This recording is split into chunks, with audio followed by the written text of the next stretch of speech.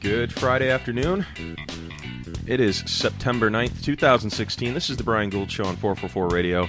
Feel free to call in at any time, 941-330-4087. Of course, you can listen on the free TuneIn app, 444radio.com or briangouldshow.com. I have Evan in here today with me. How we doing, my man? And, of course, the mastermind behind all the mayhem, Jay. The one who was originally confident in Denver. Talking some smack already. Well, before we get into the controversy behind some of this, of course, last night Denver defeats Carolina in a really unique game, 21-20. Now, here's some interesting stats before we again get into the meat and potatoes of this. This is the first time since August 1997 that neither Tom Brady or Peyton Manning will start in the NFL season. On that day, August 31st, week 1 of the NFL season. What year was that? 1997. Christ. Yes. Neil O'Donnell threw for 5 touchdowns in a game, which led the league in week 1. Drew Bledsoe threw for the most yards in a game, 340 with 4 touchdowns. So last night, we open up the game with Elway and Manning both carrying a Lombardi trophy to the field. Nice slap in the face to Carolina. More or less saying, we've got trophies and you don't, suck it. At first, it looked like Carolina was going to win this game. They scored and took off pretty quick. Boy, Ole Miss knows what that's like. Yep.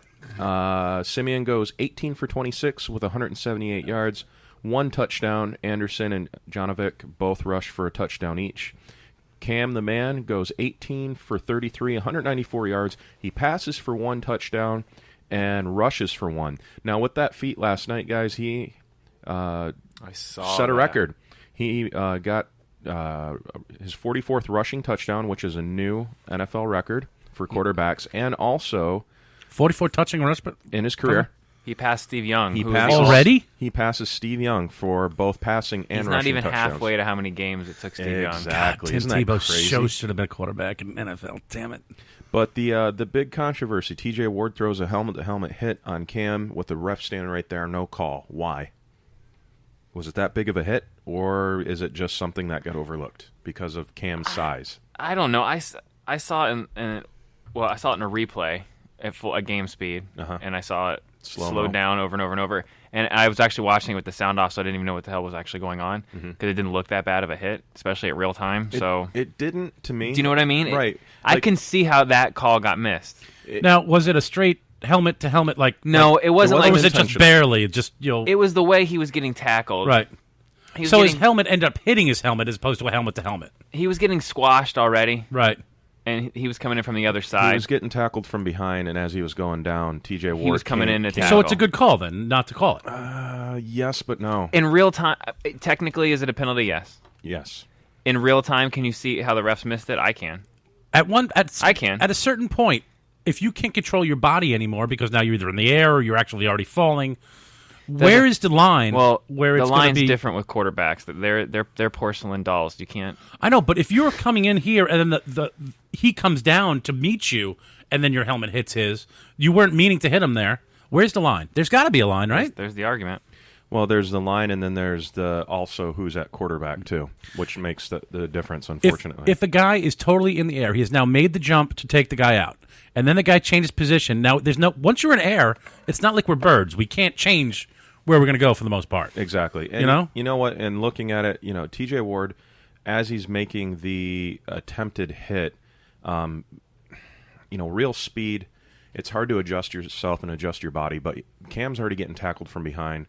Personally, I don't think you really need to go shooting for Cam at that point because Cam was scrambling around, and Cam actually got a penalty thrown on him for intentional grounding.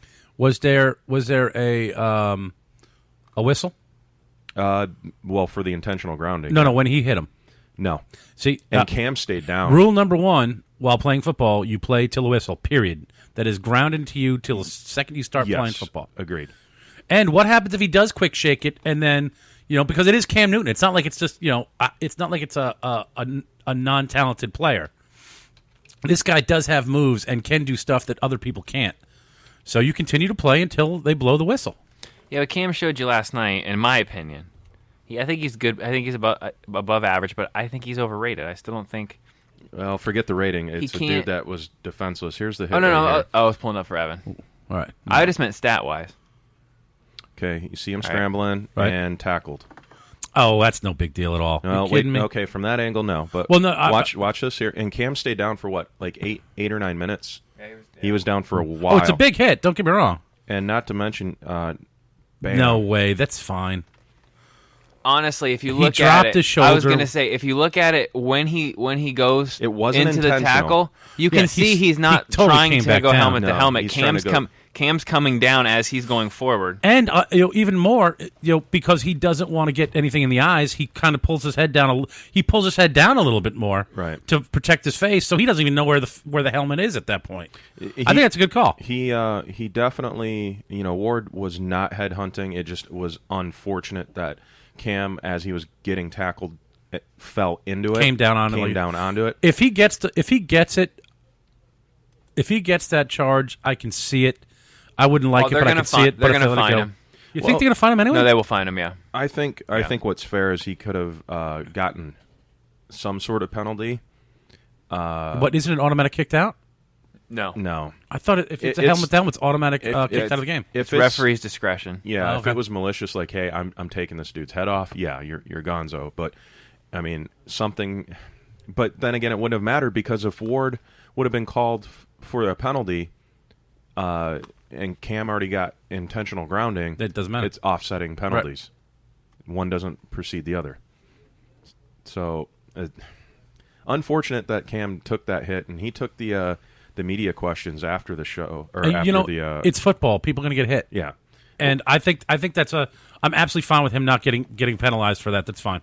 Yeah, it's unfortunate, especially at how fast. I mean, those guys are running 35,000 miles an hour. Yeah, and if you guys want to see the video, you can go to my website briangouldShow.com, and it's posted there, or my Twitter feed, Real Brian Gould, and you can see it's a quick 30-second clip, real speed, and it's slowed down for you to take a look. It wasn't intentional. It really wasn't. But the fact that wasn't called. But then there were some other calls that were made or were not made, rather, that should have been. And did it decide the outcome of the game? Let's also remember this, though. It's the first game for the refs also. The Zebras, they're trying to kick off the rust and get back in the play of things. And you got to give them at least a couple minutes to catch up. It takes them a few weeks to go from the worst thing ever to just atrocious. That's true. Now, if that was Tom Brady, is that call made? Automatically. Is it? Oh, I think Tom Brady's going to get that call now just for watching that game. Yeah. He's going to show up 15 yards right off the bat. Now, look, if there's any Patriots fans listening, I know I'm about to piss off a whole bunch of people. I hate you all. He's just saying that because he's a Dolphins fan, but I only can say this because I've seen it a lot of games with Tom Brady. No joke. Every time he gets hit, no matter he whines to he does. Whines. He walks over and he does this whole temper tantrum. I mean, you will literally see it 12 to 15 times a game. It is ridiculous. It is ridiculous. So they're to the point now where they're like gun shy. They just always touched flag. Now, in fairness to him, there is no fairness to him. Getting hit, whether it's Tom Brady, how dare you? Tom Brady, Roethlisberger, Romo, so on and so forth. Do you think that they do that so it's a protection for them? Like, hey, I'm one of the best for a reason. I'm not getting my head lopped off. I'm not getting shot blocked to the knee. Yeah, that's called cheating. Right. That's a fraudulent product. To have a quarterback scream every other time he gets hit, like, hey, he should be flagged. Yes. It's protecting himself too. Tannehill's not going to stand there very long and say, look, these hits are ridiculous. Frickin' throw the flag. You think he's just going to stand there and keep his mouth shut about it? Well, I mean, if something's happening where it's whoa, what's going on there? Yeah, where it's justified. What the hell? We're good. You know what I mean? I understand bitching to the ref if they don't throw a flag and it's something blatant, 2 seconds late and you get destroyed and there's no flag, then you jump up and you spitting blood, flip out. For the quarterbacks that are quote unquote babied, It's football, isn't it? Yes, is it football? But also, or is it basketball? Well, you got to at least set a certain line and establish it and say, look, these hits are right, but those hits over there that I'm taking, I shouldn't be taking without something being called. And at least point that out to a referee and say, hey, this guy, number 42, coming around the side, barrels me over the top of my head every other time he gets to me.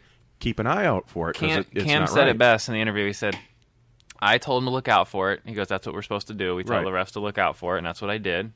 And if they don't see it, they don't see it. You're eating your orange. You got your dental floss ready? Tribute to Cam over here. I looked up to there. I looked up at the game. We actually get to watch very, very, very, very little of the game. I saw a lot of replays. That's how I'm getting all my stuff. We saw nothing with volume whatsoever. So the 1 second I did look up, though, that asshole sitting there picking his teeth. I'm like, really, dude? Well, you know, why the cameraman got to film that? I know. Well, that's to be fair to him, we don't need... Hey, I got an idea. Show him flossing his teeth so we can cause a big controversy, and that's exactly what they did. Well, so stupid. With these guys being underneath the spotlight as much as they are, you always have one camera recording. By the way, they're allowed to eat on the sidelines. People always make a big deal about how why not? Like Sanchez ate a hot dog. I don't like Sanchez, but they made but if they're hungry, they made a big deal. It's like they're allowed to eat. If they need to eat, they're allowed to eat. Right. I don't understand why people freak out about that. Exactly. What? I'm thirsty. I'm not allowed to have my Gatorade on the side. Technically, every 3 hours, you're supposed to get a 15-minute break, right? That's why they have to have a halftime. That's why they have halftime. By law, yeah. Right. No, this is the United States. You got to have the breaks. And besides, I mean, you're burning calories like crazy. I'm starving. I need to eat. He's eating an orange. Like, is there anything more healthy he could be eating? Like, and we're gonna bitch about him eating an orange? I don't even understand. I would have respected a chili dog much better. Stupid. You like Sanchez's chili dog on the side? Did he have a chili dog? I think that's what it was. Good for him, though. Finally, one thing he's done that I liked. So, of course, Denver wins in dramatic fashion. Carolina gave them the win, in my opinion. Well, whether you can say that, but the fact that Carolina... Okay, you can say that. But the fact that Carolina was only down by 1, they should have been up by... The game should have been over. So No. You're not game over on the defending Super Bowl champs. You get ahead, you fight, and then they claw back because they're the champs. They didn't, though. I'm a big believer that a kicker can never lose a game for you. They can only win it for you. That's what I'm saying. Because you should never be that close. You Evan. can't blame it on just one person. Close. If it's within 2 points or 3 points, you're saying points. to lose a game. You see how far the kick was? No. I mean, to lose the game, if a kick ever comes down to a loss, then it is not the kicker's fault. No, you cannot put that on the kicker because even if it's the worst kick, because he had a bad play. He did nothing all game, and then you throw him in the one time. That's right. Yeah. What about the other 57 plays that were horrible? Why weren't you up by 40 points? Exactly. He gets paid to make that kick every time. And yes, he does. Why? He's. Nah, he lost the game. Sorry. I strongly disagree. No. You're paid to make that they kick. lost the game. No, you're right. You're paid to make that kick, but like Evan's saying, you're paid to win the game. You cannot hang a loss on a kicker. Nobody can do 100%. I just did. Nobody can hit 100%. You're a professional. You're right. You can if you're a jackass, but yeah. But you cost them the game. Oh, that's right. Well, did their quarterback go 10 for 10 with 10 touchdowns? No. Oh, wait a second. Does he need to? When all your job is to do is kick the ball? You just got done telling me your only job is to kick the ball. His only job is to throw the ball. Make it. That's it. Yeah, he throws it, and he's got another 10 people helping him. My job throw is that to ball. throw my job's to throw the ball as a quarterback. So I'm going to throw it. And your jackass can't catch it. So guess what? I threw it. You cost me the game too because you can't catch it because you dropped it. They both are, but they're both at loss. You and the kicker. You know what? Ride the pine. How about Cam? Enjoy it. Thanks for losing the game for me. No way. So thanks for losing the game for me. Cam took a bunch of sacks, threw a pick, so then Cam lost the game. Cam lost scored more points for his team than the rest of the team. Yeah, because he carried the team on his back. Because you, Mr. Receiver, can't catch the ball. How many points? And you, Mr. Kicker, can't kick the damn ball. How about this? How many points did the kicker make? 2. Okay, so he made 2. Yeah. Two extra points? Cam made 2 touchdowns by himself. Okay. Well, the kicker made more points than everybody else on the freaking line. What's the problem? No, he didn't. Yeah, he did have a field goal. Yeah. He scores 20. There you go. No. That's ridiculous. Benjamin caught for a touchdown, too. So, still, kicker didn't do his job. He lost the game for him. The kicker gave did not lose the Denver their first win of the season. That's not true. And you know what that does for you Bucs fans? And Saints and who else is in that division? Gives you a chance. Yeah, because you're all tied for first still.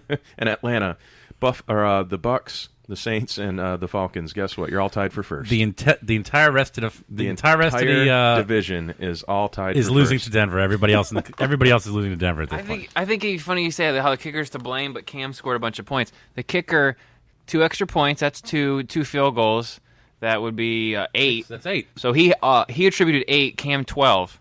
So everyone else is to blame then. Well, thanks for not doing your 3 more points that was needed How to win the game. come Cam didn't? That's what I said. Why didn't Cam have more touchdowns then? Cam I'm sorry. Why, guys? Why Why did can't he the run kicker in? make the damn field goal, guys? Why can't Cam lead Come the team on to now. a touchdown instead of a field goal? Why can't the kicker I will make the give you field goal? this. Why can't Cam be an elite quarterback like they say he is? Why can't the kicker make the field goal? It's Why just can't Cam math. lead him Look, to a it's touchdown? just math. Why can't the kicker do It's his just job? math. A kicker can win a game, but he can't lose one. Oh, he lost He it last can't. night. He did lost not. it. The team lost the game. He needed to win that for their team, and guess what? They lost. Once again, Denver 21, Carolina 20. The kicker loses it for And Carolina. no respect to Denver. Absolutely Denver. none. Denver won that Except, game. yeah, well, they got lucky. Really lucky. Yeah, Simeon actually though he did have a good game, decent game. What His arm looked strong at moments, and moments you could tell he was a rookie. He was human. What do I It looked say bad. about He didn't look that what do I good. say about being lucky in a pro sport? You can't be lucky if you're blown out by 20 points. You have to keep it close to even have chance to be lucky. Yep. So you're really not lucky. You kept it close to begin with. You just got lucky maybe with the final play or this final something. A little bit of help, a little bit of luck helped out, but you are not a lucky team. You either win or you don't. Lady Luck was helping Simeon last night. If Cam could have just maybe Lady Luck wasn't helping Hey, someone Evan, else. if Cam would have completed just one more pass and got That's maybe right. 5 yards closer, I bet the kick would have went in. How crazy would that have been? No kick. Yeah, it would have been How about- great. how Then about the that? kicker Quarterback wins did it. his job. How about The they're there kicker 10 wins yards it, earlier? But since the kicker didn't make it, he Nah. gave the win to Actually, Denver. I'm surprised they surprised- couldn't get a first down. Actually, that's on the I'm quarterback. surprised they didn't make the kicker kick it off the friggin' 85 Hey, yards. Remember this? Remember this when he's ball busting on Monday when the Dolphins lose and he tries to hang something and I try to defend the Dolphins because he's going to use a complete reverse. So I could see it. Now he's going to try to hang Tannehill out. I'm a big believer that No a kicker way. never if loses the kicker a game. can't make ever. the game-winning kick, man, that's garbage. Ask Scott Norwood how that's working out for him. 20 Hey, real some quick, years Evan, later. can you give me the? I know it's going to take a while because there's a lot of them, but can you give me the list of every kicker who's never missed a kick ever? Can you hand me that? Oh list? yeah, sure. Can you give me that Wait one? a second. Yeah, there you go. There's a list. Oh, that's right. Nobody. It doesn't exist. Hey, can you give me a list of every Oh, you quarterback wanna that's make a never bet? thrown a pick? I Oh, wait a second. guarantee Never. there's someone that played an NFL game, maybe 2, that made all of his kicks and then got cut or released for whatever reason. More than That's 10 at a games. How about 100 that? That's at 1,000% for his career. Whether more than 10? No. For his career. No, I'm just saying. If you do it, if you play at least one season, One season? there gone still perfect. might be somebody. Yeah, there might be still someone somebody. had to have gone perfect one Yeah, season. but then they would have had to quit after that one season. I'm talking total. Has there ever been a kicker that's never missed a kick? By the way, Yeah, no I'm one sure. plays just one season if you go an entire season perfect, okay? You don't get cut from the team at that You point. get injured, you get traded, you Doesn't- decide to take you up get to come back and at least badminton, try it again. Decide to take up Doesn't badminton instead. It happened, I'm sure. It's there. We know, yeah, with the perfect kicking from you guys. Yeah. We understand. Yep. So the kicker loses it for Carolina and Denver wins. Here's a question for you, okay? Sure. Kicker goes up, puts up a perfect kick. Guy jumps ridiculous friggin' height, gets ridiculous height, and just gets a fingernail on the ball. Gets mad at stops him. it, and the ball misses. Is and that still the blocks it. kicker's fault? Well, he didn't make the field goal, did he? Wow. Yeah, sorry, man. Wow. Should have got there quicker and kicked it faster. Watch out, Evan. He might get his slingshot out. Easy. Wow. Where do you live? You got a porch, right? Oh! Wow. Whoa! What do you mean? Whoa! X-nay. I don't want to. What are we bringing back? Well, the road to recovery for Teddy Bridgewater has begun with great news. Following his devastating injury, he had surgery yesterday, and a successful surgery showed that he had no extra damage to his knee, so the structural damage is not an issue. Coach Zimmer is quite confident that he's going to be making a very strong comeback and is looking forward to seeing him play in a Vikings jersey again someday. But on a side note, Coach Zimmer has yet to make up his mind who his starter will be for Game 1 against Tennessee. It was announced last week that Shaun Hill was going to be the starter, but now since the Bradford trade, he's kind of been teetering the fence. Is this really that tough of a decision as a head coach? How do you not know who your starting quarterback, excuse me, is going to be for your very first game. Is this guy just playing head games here? He knows. I agree with you. At least, even if they're very close, there's somebody in your gut, right off the bat. Right. You just instinctively, especially as a coach. I apologize because I was looking at the stats. Who are we talking about? I was totally locked in over here. Bridgewater had a successful knee surgery yesterday. And they think he's coming back? Coach Zimmer's looking for his comeback at some point someday. But since wow, that sounds promising. Since Sean Hill was announced as the Week 1 starter, but since the Bradford trade, he's been telling everyone they have an okay quarterback. He doesn't know who he's going to go with Week 1. It will be a game time decision. I think he's doing that just to the other team off. Okay, yeah, that's what I was saying. He knows who it is. How do you not know as a head coach? Yeah, you know. By the way, I have the career field goal percentages. There is not one person. One guy had to have played 1 or 2 games that... Nope, I have the entire NFL history here. I'm on ProFootballReference.com. ProFootballReference.com. Games minimum played to qualify for that list, though. 1. Yeah, I doubt it. It's probably like 10 or more. It's probably 1 snap. It's not even one game. Well, I'm in the official NFL records right now, and I'm telling you, 90.566% is the highest. Yep. That's Dan Bailey. Kickers losing it for their team. That sucks, man. Gee, what a dick. Yep. Yeah. Do your job, guys. Just got to kick the ball between the yellow posts. Not that big of a deal. Offensive guard David. Hey, next time he messes up on the show, Evan, I am going to explode. And I'm going to go, why didn't you just do your job? Why didn't you just do your job? It's just get talking to the microphone. It's not a big deal. Come on, Brian. It's not a big deal. It's what you're supposed to do. Offensive guard David DeCastro Shoot you with paintballs. A first-team All-Pro and Pro Bowler last year. He just agreed to a 6-year contract with the Steelers worth $58 million. DeCastro's doing it well and doing it quite well. He was their first-round selection in 2012. He started all but 1 game in the past 3 seasons. So it looks like showing up for your job and doing your work consistently helps you get paid to be the second highest guard in the league. At least he can do his job, show up for it, do it. As opposed to some kickers, we'll leave their names out of it right now. Have you seen anything about the Charleston Southern football team? I have not. Charleston Southern football team, 30-plus teammates suspended. What? For what? The whole book starting store purchases. And backup they got free team. books. They got free books. I guarantee it's the starting. It says purchases. I bet you it wasn't even free. I bet you they got like 10%. Oh yeah, I wouldn't doubt it. And they're all gonna go down because they took 10%. They got a free eraser. See, that's how ridiculous. I hate it the is. NCAA. That And is it doesn't give you anything stupid. else. No, because they won't. It's going to be kept Oh, kept under wraps to an extent, I'm sure. The whole team got suspended, more or less. So hold on. They got used their suspended for using book money to buy other things in the bookstore. So like they got their pencils, stipend, binders, yeah, electronics. So they got their stipend to buy books, and instead of just buying books, they bought school pencils supplies and binders. And now they're suspended. Suspended. One, who what the shit is that? Who investigates where they're spending their money in the bookstore? And 2, why are they being investigated for spending money at the local bookstore? That is out. That is ridiculous. That's out of that should be the final straw. They're playing FSU this week. Not anymore. And here it is. About 30 minutes before practice started, I gave the option of sitting out this week against FSU or next game against a conference opponent. So everybody's going to say, the hell with you, FSU. Yeah, we're done. We're going to get whipped anyways. You know what? I say I'm sitting down with FSU. But it's the one time they get to be on TV. That's so... I don't care. You know what, though? It sucks. It's the one time they get to be on TV. And I'm going to get embarrassed? No, forget it. I'm good, man. I'll sit this one out. I tell coach every single one of them should sit out against Florida State. I agree. I've got to change my biggest loss. Dude, that's... Yeah, now I got to go change that myself. That's going to be 112 Take the over. Nothing. Take the over 1,000,000 times. No kidding. That is ridiculous. That sucks I hate so the bad. NCAA.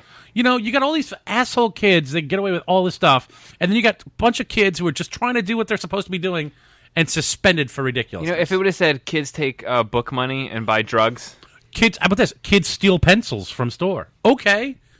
I don't care if, all right, it's only a dime for a pencil, but at least he stole something, right? God.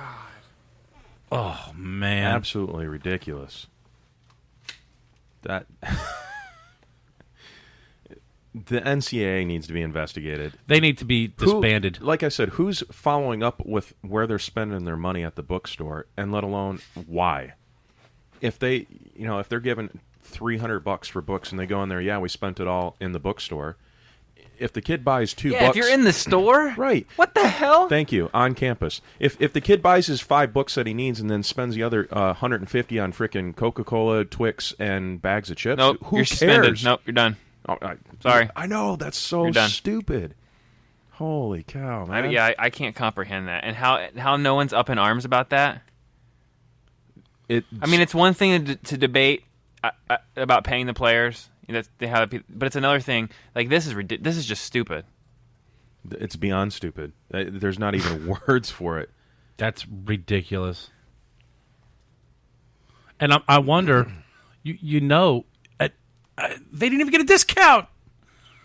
That's what I was thinking. I was thinking they either got something for free or they got a hookup on something. Nope. NCAA they purchased everything so legally. I'm trying to see if the if the line moved now in the game, considering there is no more line. It dropped out. I hate to say this, bottomless pit. But wouldn't it be great if Florida State showed up and was just like, we won't play because that's ridiculous?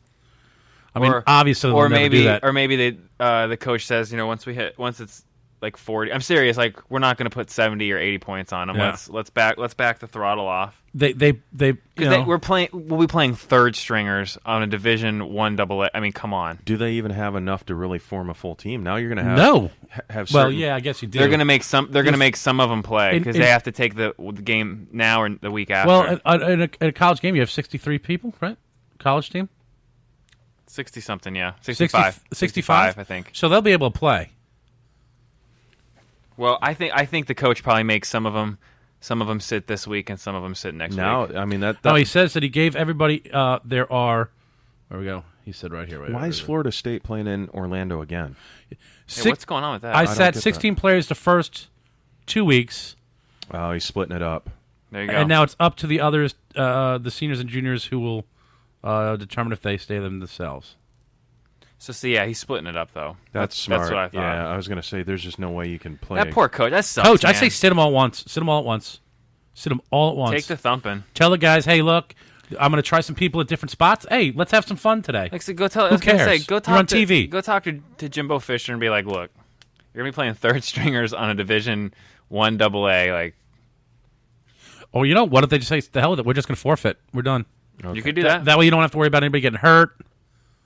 You show up to the game. You show up to the game and thumb your nose at the NCAA. You show up to the game and then forfeit as soon as you get there. Bang! How many people would flip out about that?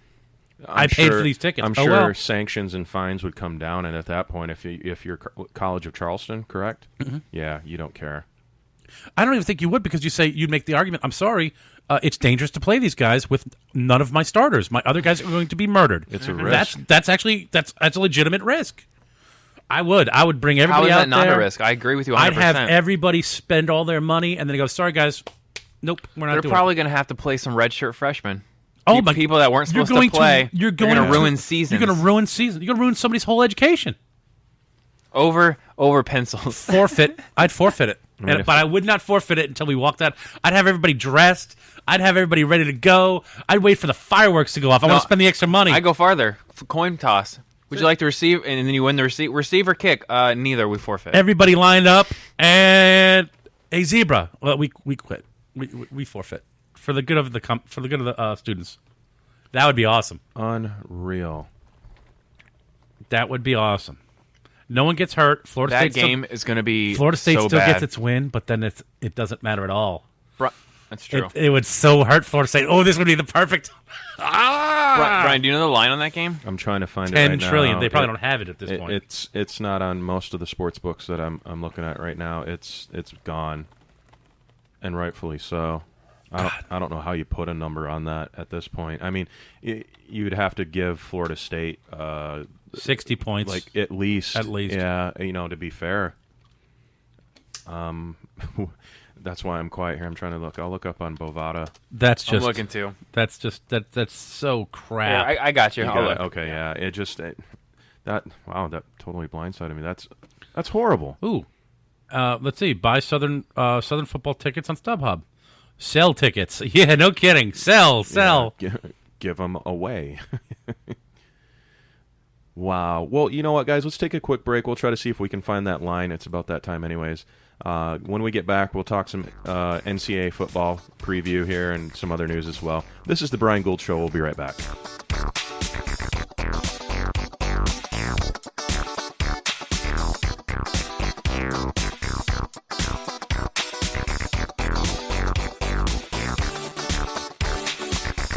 Hey guys, how we doing? This is Evan from the Bean and Soup Bed Show. I'm here with Rita from J Dub's Brewing Company, and we're in studio. How are we doing today, Rita? Good. How are you? Excellent. Hey, I know you have a fantastic brewery over there. Please tell me a little bit about it. The brewery itself has a tasting room. It has 10 tap lines, so you can find anything that you want, from a light to a dark flavor. So whatever you like, you can get it? Absolutely. We got a flavor for you. Perfect. Also, tell me a little bit about the beer garden I've been hearing so much about. We got a big backyard out back.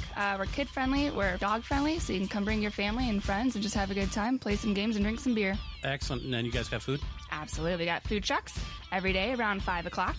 We're open Wednesday through Sunday, noon to midnight. Excellent. Hey, I hear a rumor that you guys do something cool over there on Wednesdays. We do. We have free yoga on Wednesday evening starting at 6:30. Come hang out and drink a beer and stretch it out. And that sounds like a great way to spend a Wednesday, I'll tell you. It's 1215 Mango Avenue, Sarasota, Florida, 941-955-2739. And what about social media? Go to jdubsbrewing.com and you'll find everything right there. You guys are by far the best brewery in town, and we're proud to have you guys as our sponsor. Come on out there, have a drink with us, and we'll sit around and have a good time. Cheers, guys.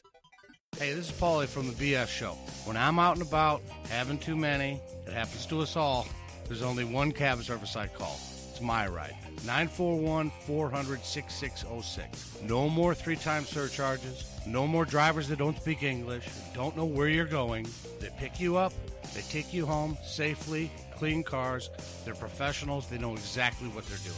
And when you're riding with My Ride, don't forget to mention the BS Show, 20% off your ride. Chucky, on occasion, will have too much.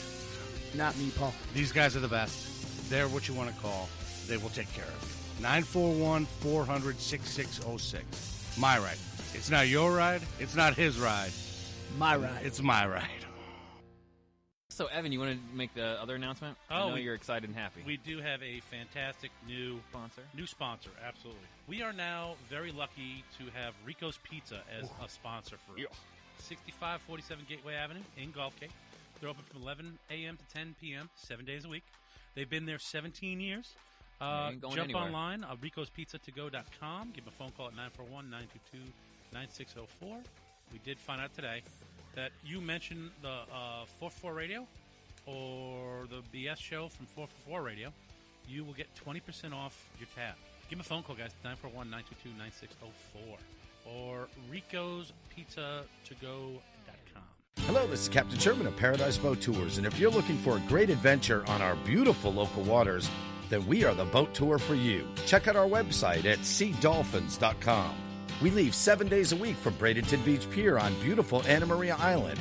It's fun for the whole family, and yes, we see wild dolphin 95% of our tours. Paradise Boat Tours. Call us at 941-465-8624. Like us on Facebook or go to seadolphins.com. Here, Flipper. Evan, we've lived here 6 months and this bathroom still looks terrible. You're supposed to help me remodel it by now. I know. You just know how busy I am, though. Busy? We've got to get this done. If I can't do it because I don't have time and you don't have time, what are we going to do? I know who to call. Hello, my name is Stephen Dennis. I own a business here in town called Needaman2 LLC. My email address is needaman2@gmail.com. My number is 941-232-2776. Again, that's 941-232-2776. Oh my gosh, this looks amazing. What a great idea. This is Chuck from the BS Show. I wanted to take some time to talk about a great charity organization, the Honor Flight. This organization flies our veterans to Washington, D.C. to visit those memorials dedicated to honor the service and sacrifices of themselves and their friends. Please come out and drink some beers at Hurricane Mike's on the last Saturday of every month from 1 to 6. Hurricane Mike's has a guest bartender at each event, 50-50 raffles, liquor baskets, and silent auctions. The bartenders even donate all the tips they make that day. Hurricane Mike's is located at 2639 Mall Drive in Gulfgate. Last month, Hurricane Mike's raised over $1,100 for the honor flight. From everyone here at 444 Radio and Hurricane Mike's, we want to thank you for your support of our vets. Hey everybody, this is Paul and Chucky from the BS Show. Whenever I feel like going out, having a few drinks, relaxing, there's only one place that I go. It's Hurricane Mike's, Paul. Oh, that's right, and you're with me, kid. Yep, 2639 Mall Drive. They got the best staff in town, great local owners, 20 TVs, drink specials every day and every night. Free pool, Sunday, Monday, Wednesday nights. It's my personal favorite bar here in Sarasota. And mine too, Chucky. Come down and see us. Just remember, Chucky, you can't drink all day. Unless you start in the morning, Paul. And tell them the BS Show sent you. Gulfgate, Sarasota, it's time to eat, and there's only one place to go. Ham Heaven and Devil Dogs, 2647 Mall Drive in Gulfgate. Try the one-of-a-kind filet mignon sliders, or the award-winning Reuben sandwich, voted best in the state of Florida. Ham Heaven and Devil Dogs is open Monday through Saturday till 3 a.m. So after the bars close, you can get some of the best food in Sarasota. Call in and place your order today at 941-923-2514. That's 941-923-2514. Check them out online at hamheavenanddevildogs.webs.com or on facebook.com/HH&DD. How you doing? This is Chuck from the BS Show. I would like to tell you about a great company, Sarasota Sign Machine, LLC, the exclusive sign and print sponsor for 444 Radio. A sign of quality you can trust, located at 601 North Washington Boulevard, celebrating 6 years in business and over 20 years of experience in Sarasota. If you need signs, banners, vehicle magnets, custom design, neon repair, business cards, printing, and more, trust the Sarasota Sign Machine. Look, let's be honest, you have so much more to think about when running your own business. Call us at 941-302-4275. Check us out on Facebook or at SarasotaSignMachine.com. A sign of quality you can trust. Tell them the BS Show sent you. Hey, this is Chuck from the BS Show. I want you guys to go check out the best Italian restaurant I've ever been to, Dolce Italia. It's at 6551 Gateway Ave. Their phone number for reservations, 941-921-7007. Guys, when I say this food's amazing, I've been all over the country, all over the world. This is the best Italian food I've ever had. Authentic, unbelievable stuff. Gotta go check it out. Hi, I am Tiziana. I come from Naples. I own Dolce Italia, Italian restaurant in Gulfgate, 6551 Gateway Avenue. Come to try our wonderful food. Mangia bene, ridi spesso, ama molto. Eat well, laugh often, love much.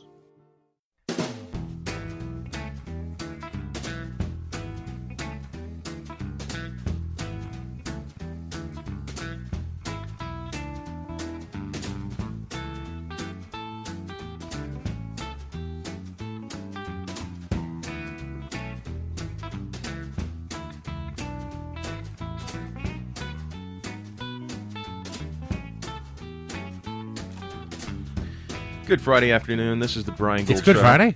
Good Friday afternoon. This is the Brian Gould Show on 444 Radio. Is it Ash Wednesday? It is definitely not Tuesday. And you're not late for dinner. Do I look like I've ever been late for dinner? Can I answer that? Go ahead. I wouldn't throw it out there if I... Maybe once or twice. That's right. I was sick that year.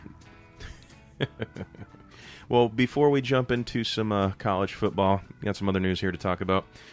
And it's a topic that you guys are going to love talking about, I'm sure. The WNBA. They're kicking. Woo! Yes, they're kicking. I thought we did sports here. Yeah, we do. Okay. They're kicking. They kicked off their 20th season here, and it's kind of entertaining here. For the first 19 seasons, their postseason looked the same. Their playoffs were made up of 2 conferences, and the top 4 teams from the East and West would play in the playoffs. It's standard. The only problem is the principle of that structure made it bad for one conference over the other. Usually the Western Conference was always the dominant conference over the East.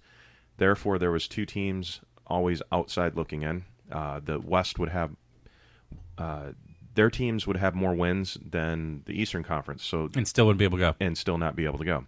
So due to that structure, That's conference play, though. That's you got to take it with the the good with the bad. The good or the bad, but you didn't see some marquee matchups. But then what ended up happening was you always had the two best teams in the league play each other in the conference championship, and then whoever came out automatically swept through the NBA or WNBA. I love watching a basketball game and everybody's hitting 22%. Yeah.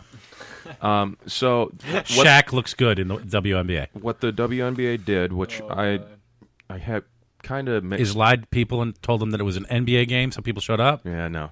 Told them it was a high school game, so people showed up. Kind of ride the fence with this system. Their new format's basic, but a little bit more fair. Now the top 8 teams in the regular season go to the playoffs, regardless of what conference you're in. The top 8 automatically. So they can all be from one side. It could be all. It could be 7 just like from the regular one, NBA, right? Just the top 8 get to go. And not only does this mean the 8 teams with the best record, winning wise, get to make the playoffs, it also ensures that the best 8 teams aren't stuck playing each other, and 2 of them are in one particular conference and not getting in because they had a better record than the 2 that are from the other conference that stunk and snuck in because of their ranking. Here's my question. Can you bet on WNBA in Vegas yet? Yes. You can? I believe so, yeah. Really? Because I think they've had that for a while now. It can't be that long because I knew for forever it was the only sport that you couldn't gamble on, and that's why they didn't even consider it a sport. I might be incorrect with that, but as far as I know, I think for the last 2 seasons you've been Jay, able to. could you look up to see if you can gamble on the WNBA in Vegas yet? Because I know for forever you couldn't, and that's like, wait, why? How is it considered a sport when you can gamble on the flip of the coin, but you can't for the WNBA because nobody will take the bets. Oh, I see what you're saying. Well, do you like the format? Take the top 8 and you get to make the playoffs. You see how it's fair, unfair? Where you like to say, they do. They do. Yeah, they doing it now? Tonight's odds, for example, we got Seattle's playing Washington. Washington's favored. They should won be. by 1 point. Yeah, I kind of followed it a little bit. Well, yeah, but favored by does that mean you can gamble though? Back. You follow the you follow the WNBA a little bit. Yeah, I keep an eye on it. Do you? Yeah. Hold on, it's basketball. We have Christian walking in right now. It's basketball? Is it really? Is it really basketball? I have to ask his opinion of what Brian just said because I think his man card's officially in jeopardy. Let me give you the story. Is it the same size ball as the basketball game? No, he watches. He's the same size. Come on. He follows the WNBA.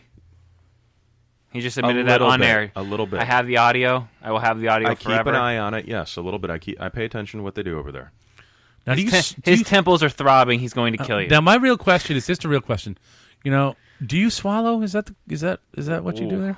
It's good At for least the skin. I pay attention to sports and not a 2-trick pony. So, what are you talking about? You two over here. Oh, really? You want to talk? You want to talk? Ponies. You want to talk World Cup? We could do that. You want to talk golf? Unfortunately, I watched that occasion because my roommate. The most non-athletic, quote unquote, sport on the freaking planet. Football, baseball. I mean, okay, golf. what's I actually wrong? I like tennis. College basketball. Gentlemen, I have a conversation to have with you at some point, whether it Yes. be now or later, and it involves a one Brian Gould and a golf course. Oh, really? The most unathletic sport on the planet. No, that would be bowling. And I will tell you golf. The hands conversation down. would be I graphic. think bowling is. And it was graphic. At least in bowling, you're moving. Bowling, you can Golf, you actively just- drink and eat Who while here playing. in the room has gone golfing and not murdered an animal? Oh, me? Not murdered? Wow. I There's haven't. only 3 hands up. There was an afternoon that I took See, a I told friend you of guys, mine- in my 20s, I was outrageous. A criminal? Brian didn't golf much. Psychopath? And although he may do his best Tiger Woods impression, with a hat on. With the cursing. That's right. We went to play, and he struck a ball off the box. That's right. I said box and ball in the same sentence. And it did not go so well for him. And it went into a palm frond where there was a dove trying to catch a little afternoon nap. No.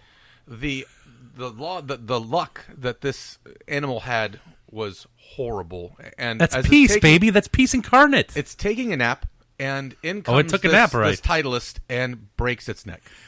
Now it's taking a long-term nap. He breaks his neck. So he pauses. Okay, you guys are playing golf. I and then he tee sees off. a bird. He drops the clubs, runs over, grabs it, and twists its neck. You're a psychopath. This No, goes from bad to worse. Definitely not. As the breasts go. Okay, I tee off. The ball goes through a tree, and I see something peripheral fall through the tree or out of the tree, and he yells out, "Bird, bird," and I'm thinking I hit a birdie shot. Like, oh, cool, I'm up on the green, cool. And he's like, "Bro, you hit a bird," and I'm like, I'm I'm nowhere near the green. He's like, "You hit a bird." I'm like, dude, I'm not near the green. And you know that scene from Dude, Where's My Car? Sweet dude, we're like that. He's like, "Bird." I'm like, I'm not near the green. Shut up. He's like, "You hit a effing bird in the tree." And then it dawned on me. I'm like, that's what fell down. No, I hit the bird and it broke its neck. And this thing is like going back and forth like when you played Trouble and you push a little.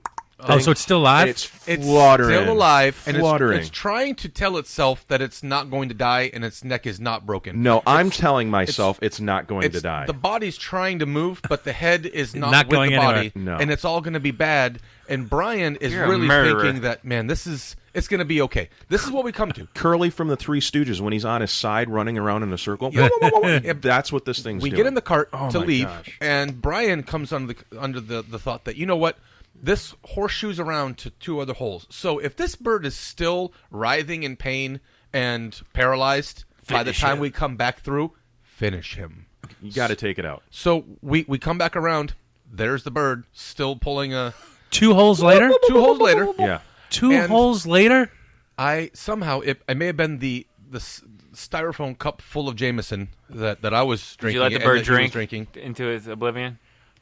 Brian, take this 7-iron and do what's right. And he's not really down with it at first. He's like, At all. This Still is now. not cool. This is not cool. For decades, now it's been 15, 18 years, I call him Duncan McLeod from the Clan McLeod. Highlander. Cut his head off. Because he Highlandered. There can be only one, takes- Brian. You cut his He head takes off? the club, and he comes down wielding this 7-iron, but he has horrible aim. Oh, So no. He's just beating it like Ike Turner. Bang, bang, bang. I can remember Here the comes What the have I sound. done, God? That's Here what the bird's comes screaming. the payoff of this story, though. As he's beating this dove an inch of its life, and I'm weeping. Now, I'm a grown man with a nice gentleman's glass of whiskey and a cigar, and the tears are rolling down my face as I'm watching 'Cause you're this laughing gentleman so hard? beating this bird to sleep. I look over, and Out he of it, comes hysterical. down, and you could almost, the sun almost the lightning comes bolt off comes of flying. the 7-iron, and he decapitates the bird. The bird's head is now rolling towards the golf cart. It wasn't like a tumbleweed. Boom, boom. It rolled right It to was the golf coming cart. right at the golf cart. Now it is separated from Now its it's body. zombie bird. Oh, it was such a delicious time. What a great Oh, time. my God. Thank you for that. Brian, you say that you feel bad about that, but the stories, you picked a bad day to tell us all the stories you told us today. Let's get to the hole number 8 or 9 that had the water trap in front, and I tee off with the 5-iron, and I swing, and I hear sploosh, and I'm following my ball. And I'm like, my ball's in the air, but I heard a splash, and I hear him go, "Gee, Diet." And I look over, I'm like, "What's wrong?" He's like, "You broke my effing roommate's 5-iron. I'm like, "No, I didn't. It's right here." And I look down, and the head's gone. Snapped it. On the bird. No, I'm teeing off on hole Oh, that was 8 or different. 9. Oh, yeah. that was the what it same was. course. 4 holes later. Lots of heads are being knocked off that game. my That's God. it. I quit. We can You could go be play a knee-neck. few things, and golf may not be a game. I don't know No. how many more times we golfed after that Was together. it. That was it. Yeah, there's only one Highlander that I needed to be a part of, and that was it. Well, when we put together the golf competition, Don't call We'll me. have I'll one drive the hole cart. where- really, you won't play? No, I'm if not you playing. can decapitate a fake bird, we'll make a mannequin, and you'll get 5 swings. And if you can dehead the bird inside those 5 clubbings, then you win like a Michigan. It's like the baby seal bottle opener. effect. No, I'm good. Now, if you end up with the head in the hole, you should get an extra point. He tried, man. That head almost came in the golf cart. Oh, thank you again. I want to thank you. I tell that story here and there, and it's tough to believe. Yeah, and you had to have been there to be getting the enjoyment out of it, and I'm glad we shared that one together. That is awesome. I killed he the beat bird. that like he was chopping wood, brother. He beat that bird, and it wasn't. The first couple were kind of like, hey, buddy, go to sleep, and then it was Lesnar, like, oh, I'll kill you. Feathers are going everywhere. Boof, boof. The bird's still flailing and twitching. Yeah, you didn't see the 8-year-old kid coming up behind it, watching the whole thing in terror. Oh my Mr. God. Gould. We were. So what I was talking Peace be about with all of you. was the WNBA, after 19 seasons, Your favorite sport, has finally switched formats. Watching that bird be beat to death is more exciting than anything that's ever happened in the WNBA. I'm asking a question. Ever.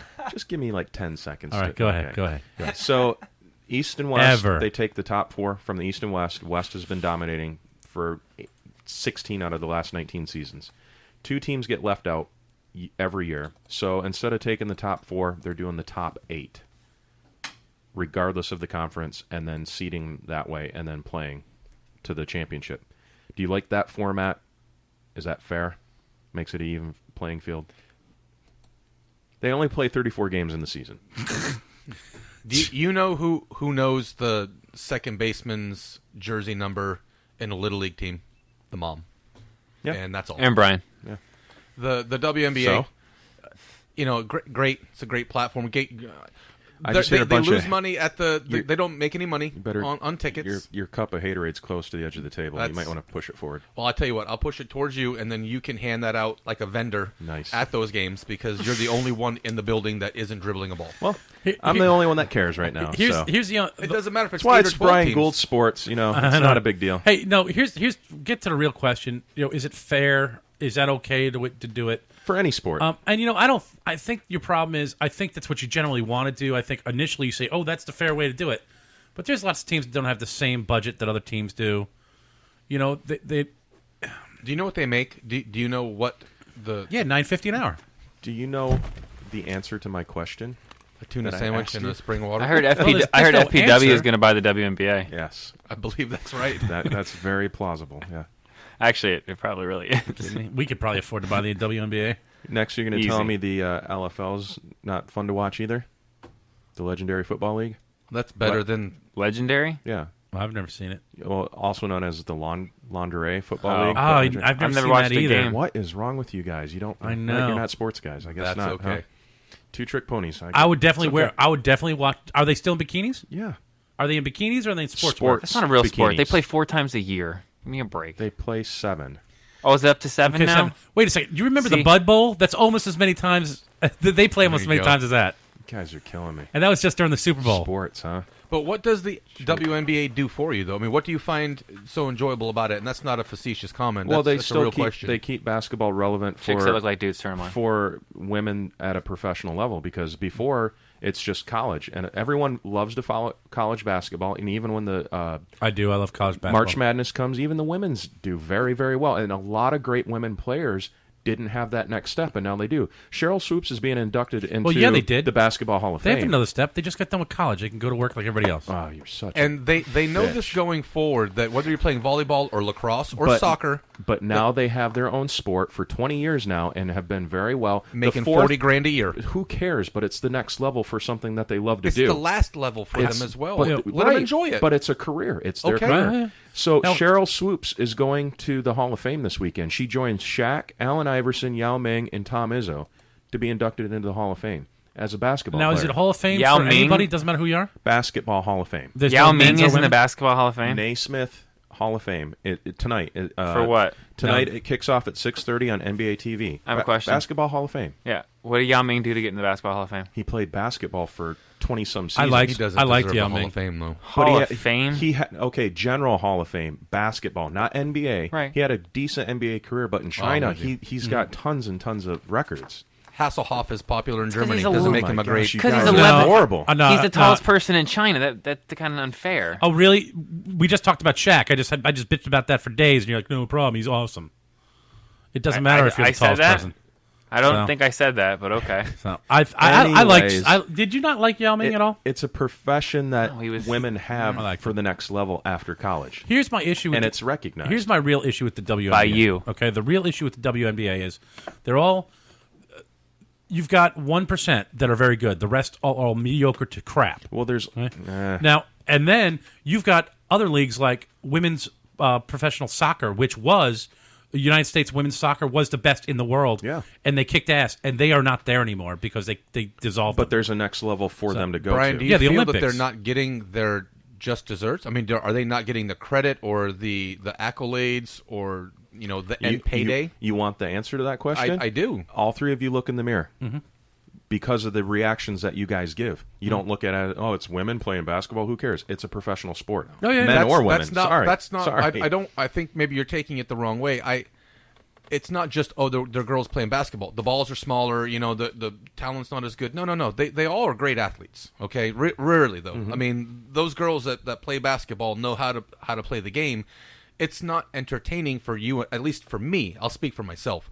I can't sit and watch a WNBA game because I'm used to different basketball. Hell, I can barely watch the pro stuff now because I grew up with Bird. I grew up with Johnson. Exactly. I grew up with AI, Clyde Drexler, Chuck Person. That's basketball. Give me Lambeer walking up and down with Robert Parrish and saying, I'm going to blast you in the face if you touch me again. And make no mistake, I'm with you on that because I love to watch women's softball. I think it's awesome.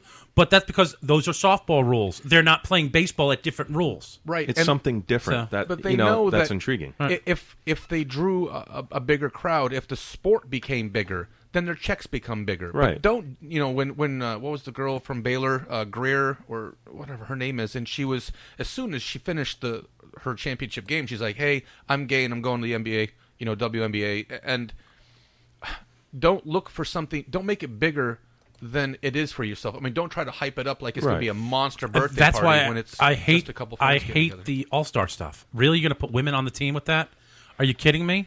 Well, it's something different. It's entertainment. Different doesn't always make it right. Right. No, I'm not saying good. that either. But it's helping, trying to get more of a splash over to the WNBA, some more eyes over there. I mean, this season, their viewership's at 1.5 million viewers, which is up. How much did you say? Enough. That should be funny. I didn't hear you. 1.5 million viewers. Like on average or total? Total. And they hemorrhage corporate. Is that for the year? Yes. Sponsorships. And it's up. It's up a lot. It's up like 17% or 18% from last season. It's improving little by little. If it wasn't, let's just say, how about this?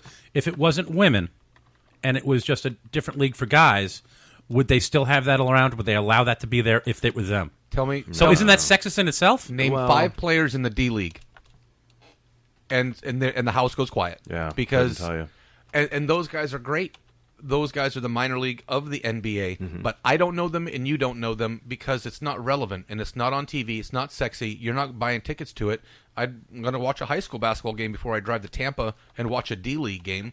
And those guys are great, and it's not a disrespect to their job. I mean, they may make it someday, but right now they're making X dollars. They're enjoying themselves. They're going for a dream. Let the girls play basketball, and they can enjoy their dream and grandeur if it needs to be where they think it's going to be something else for them down the road.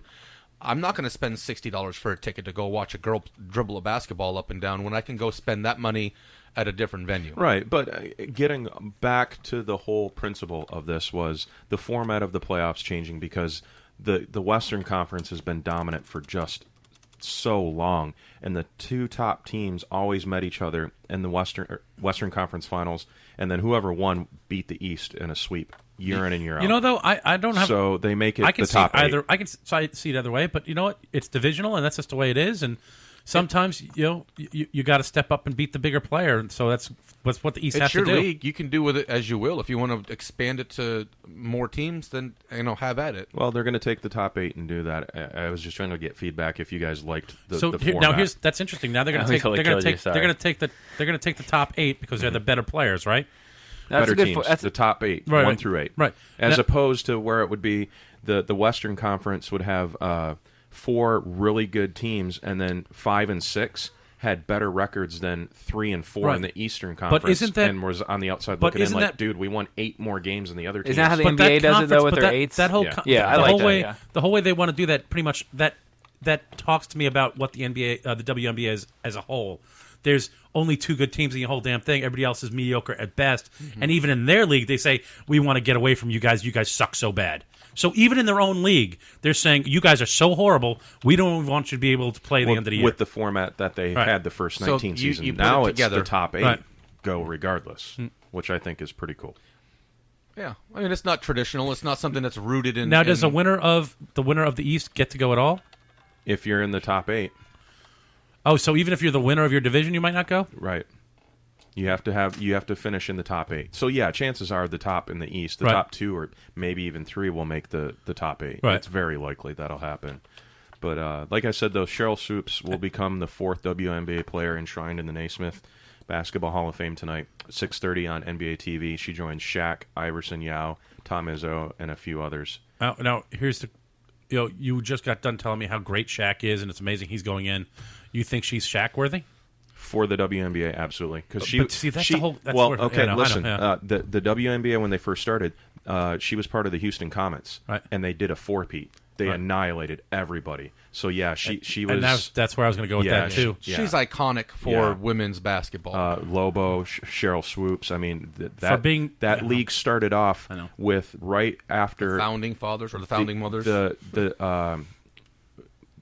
I would say comparison to the men's basketball version. There was the women's version of the Dream Team for the '96 Olympics, I believe it was. Lobo, Swoops, Lisa Leslie. I mean, there was 9-10 players that, I mean, obviously they wouldn't have competed against the men, but they would have hung up there with them. Here's a question for you. And I don't like the NBA. I just don't. I like college basketball. But if you call the NBA, if it was going to be a car, you'd call the NBA like a Lamborghini, right? What would you say the WNBA would be in comparison? Cadillac. Really? That's a Toyota. Yeah, that's what I'm saying. It's for a product. Don't get me wrong; it's great for women. It's great for women to be able to watch it. Fiat 500. Yeah, and if you actually watch some of the games and realize some of the talent that's there, you would think otherwise. And I agree with you. And I'm not trying to be rude, but it's just how naive you are to the sport. You just don't know because you don't watch. I agree. I watched it before. The thing is, though, 6 years ago. Saying you have, it's probably been a while. It's been a while. Saying you have one or two teams is one thing, but even on those one or two good teams, how many are really good players? There's two what's the per product? team. My only question is, what's the product you're putting out? Just call a spade a spade. If it's going to be just something to have fun and go do, that's fine. But don't tell me that just because there's people showing up and they're doing what they're doing, that they can automatically go into the Hall of Fame for doing that. Those girls do it because they enjoy it. Oh, which is great. And I don't think they're after a paycheck because of the amount of money they don't make. After 10 years, if you went into the WNBA right now, that girl goes into the league and she's going to make $40,000 a year for 10 years. Right. Any one of us would do that playing a sport, though. Any one of us right now would do that. But that's maybe true. If you were to make that $40,000 this year, Evan, and you knew that you were going to make that much every year for 10 years, you have a full degree, you're a graduate, you're at the top of your class, you can go get a job. In 10 years, are you still making $40,000 for IBM? Or, Right. No, that's absolutely good. But you also do have endorsements. They make a ton of endorsements. Yeah, they Women make money off ton. of that. I mean, you listed off Griner. And it's something they love to do. There's Cash, there's Sue Bird, there's Fowles, there's Smith, Robinson. There's a lot of names out there that you just, okay, who, what? And please don't think I'm throwing women under the bus. That's not what I'm doing at all. No, it is what you're doing. No, not at all. No, Because I just got done saying I love just to watch a sport that isn't college, followed by mainstream. Yeah, I love to watch softball. It's understandable. And if there was a pro softball women's league, I'd watch that. Absolutely would watch that. Exactly. And me being a sports guy, again, like I said, I keep an eye on what they do over there because there's some games that are actually better to watch than the men's. And there's better NCAA women's college basketball games than the men's sometimes. It's just it's a league that's not, understood. It's not followed. College football, watching number 1 and 2 can be a boring game sometimes. Watching number 196 versus 194 can be a great time because it ends up being 117 to 112. Does that make it a better game? No, it's just entertainment. Right. And I guess let's before we go on break, let's segue right into that. A week 1 hangover, more or less. All those great marquee matchups we had in college football, and this week it's bunch of snoozers with 30-point favorites all across. Do you know the why? board. Because everybody bitched and said, "Oh, your first game, you guys got to stop doing that." So okay, they just shifted to the second week of the season. That's exactly what they did. Yeah. Which is more dangerous? Tonight we have Maryland at Florida International and Louisville at Maryland the Qs. Can't wait for the Louisville game. Syracuse is so horrible. I could absolutely see that kill. I could see Louisville falling apart because they're so horrible. I doubt it. I mean, it's possible.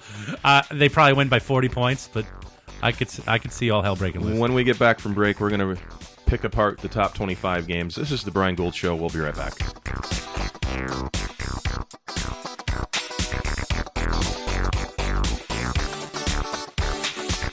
guys, how we doing? This is Evan from the Bean and Soup Bed Show. I'm here with Rita from J-Dub's Brewing Company, and we're in studio. How are we doing today, Rita? Good, how are you? Excellent. Hey, I know you have a fantastic brewery over there. Please tell me a little bit about it. The brewery itself has a tasting room. It has 10 tap lines, so you can find anything that you want, from a light to a dark flavor. So whatever you like, you can get it? Absolutely, we got a flavor for you. Perfect. Also, tell me a little bit about the beer garden I've been hearing so much about. We got a big backyard out back.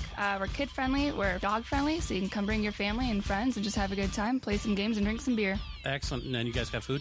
Absolutely. We got food trucks every day around 5 o'clock. We're open Wednesday through Sunday, noon to midnight. Excellent. Hey, I hear a rumor that you guys do something cool over there on Wednesdays. We do. We have free yoga on Wednesday evening starting at 6:30. Come hang out and drink a beer and stretch it out. And that sounds like a great way to spend a Wednesday, I'll tell you. It's 1215 Mango Avenue, Sarasota, Florida, 941-955-2739. And what about social media? Go to jdubsbrewing.com and you'll find everything right there. You guys are by far the best brewery in town, and we're proud to have you guys as our sponsor. Come on out there, have a drink with us, and we'll sit around and have a good time. Cheers, guys. Hey, this is Paulie from the BS Show. When I'm out and about, having too many, it happens to us all, there's only one cab service I call. It's my ride. 941-400-6606. No more three-time surcharges. No more drivers that don't speak English, don't know where you're going. They pick you up, they take you home safely, clean cars. They're professionals. They know exactly what they're doing. And when you're riding with My Ride, don't forget to mention the BS Show, 20% off your ride. Chucky, on occasion, will have too much. Not me, Paul. These guys are the best. They're what you want to call. They will take care of you. 941-400-6606. My Ride. It's not your ride. It's not his ride. My ride. It's my ride. So, Evan, you want to make the other announcement? I know you're excited and happy. We do have a fantastic new sponsor, absolutely. We are now very lucky to have Rico's Pizza as a sponsor for us. 6547 Gateway Avenue in Gulfgate. They're open from 11 a.m. to 10 p.m., 7 days a week. They've been there 17 years. Jump online, ricospizzatogo.com. Give them a phone call at 941-922-9604. We did find out today that you mentioned the 444 Radio or the BS show from 444 Radio. You will get 20% off your tab. Give them a phone call, guys, 941-922-9604 or ricospizzatogo.com. Hello, this is Captain Sherman of Paradise Boat Tours, and if you're looking for a great adventure on our beautiful local waters, then we are the boat tour for you. Check out our website at seadolphins.com. We leave 7 days a week from Bradenton Beach Pier on beautiful Anna Maria Island. It's fun for the whole family, and yes, we see wild dolphin 95% of our tours. Paradise Boat Tours. Call us at 941-465-8624. Like us on Facebook or go to seadolphins.com. Here, Flipper. Evan, we've lived here 6 months and this bathroom still looks terrible. You're supposed to help me remodel it by now. I know. You just know how busy I am, though. Busy? We've got to get this done. If I can't do it because I don't have time and you don't have time, what are we going to do? I know who to call. Hello, my name is Stephen Dennis. I own a business here in town called Needaman2 LLC. My email address is needaman2@gmail.com. My number is 941-232-2776. Again, that's 941-232-2776. Oh my gosh, this looks amazing. What a great idea. This is Chuck from the BS Show. I wanted to take some time to talk about a great charity organization, the Honor Flight. This organization flies our veterans to Washington, D.C. to visit those memorials dedicated to honor the service and sacrifices of themselves and their friends. Please come out and drink some beers at Hurricane Mike's on the last Saturday of every month from 1 to 6. Hurricane Mike's has a guest bartender at each event, 50-50 raffles, liquor baskets, and silent auctions. The bartenders even donate all the tips they make that day. Hurricane Mike's is located at 2639 Mall Drive in Gulfgate. Last month, Hurricane Mike's raised over $1,100 for the Honor Flight. From everyone here at 444 Radio and Hurricane Mike's, we want to thank you for your support of our vets. Hey everybody, this is Paul and Chucky from the BS Show. Whenever I feel like going out, having a few drinks, relaxing, there's only one place that I go. It's Hurricane Mike's, Paul. Oh, that's right, and you're with me, kid. Yep, 2639 Mall Drive. They got the best staff in town, great local owners, 20 TVs, drink specials every day and every night. Free pool Sunday, Monday, Wednesday nights. It's my personal favorite bar here in Sarasota. And mine too, Chucky. Come down and see us. Just remember, Chucky, you can't drink all day. Unless you start in the morning, Paul. And tell them the BS show sent you. Golfgate Sarasota, it's time to eat, and there's only one place to go. Ham Heaven and Devil Dogs, 2647 Mall Drive in Golfgate. Try the one-of-a-kind filet mignon sliders or the award-winning Reuben sandwich, voted best in the state of Florida. Ham Heaven and Devil Dogs is open Monday through Saturday till 3 a.m. So after the bars close, you can get some of the best food in Sarasota. Call in and place your order today at 941-923-2514. That's 941-923-2514. Check them out online at hamheavenanddevildogs.webs.com or on facebook.com/HH&DD. How you doing? This is Chuck from the BS Show. I would like to tell you about a great company, Sarasota Sign Machine, LLC, the exclusive sign and print sponsor for 444 Radio. A sign of quality you can trust, located at 601 North Washington Boulevard, celebrating 6 years in business and over 20 years of experience in Sarasota. If you need signs, banners, vehicle magnets, custom design, neon repair, business cards, printing, and more, trust the Sarasota Sign Machine. Look, let's be honest, you have so much more to think about when running your own business. Call us at 941-302-4275. Check us out on Facebook or at sarasotasignmachine.com. A sign of quality you can trust. Tell them the BS Show sent you. Hey, this is Chuck from the BS Show. I want you guys to go check out the best Italian restaurant I've ever been to, Dolce Italia. It's at 6551 Gateway Ave. Their phone number for reservations, 941-921-7007. Guys, when I say this food's amazing, I've been all over the country, all over the world. This is the best Italian food I've ever had. Authentic, unbelievable stuff. Gotta go check it out. Hi, I am Tiziana. I come from Naples. I own Dolce Italia, Italian restaurant in Golf Gate, 6551 Gateway Avenue. Come to try our wonderful food. Mangia bene, ridi spesso, ama molto. Eat well, laugh often, love much.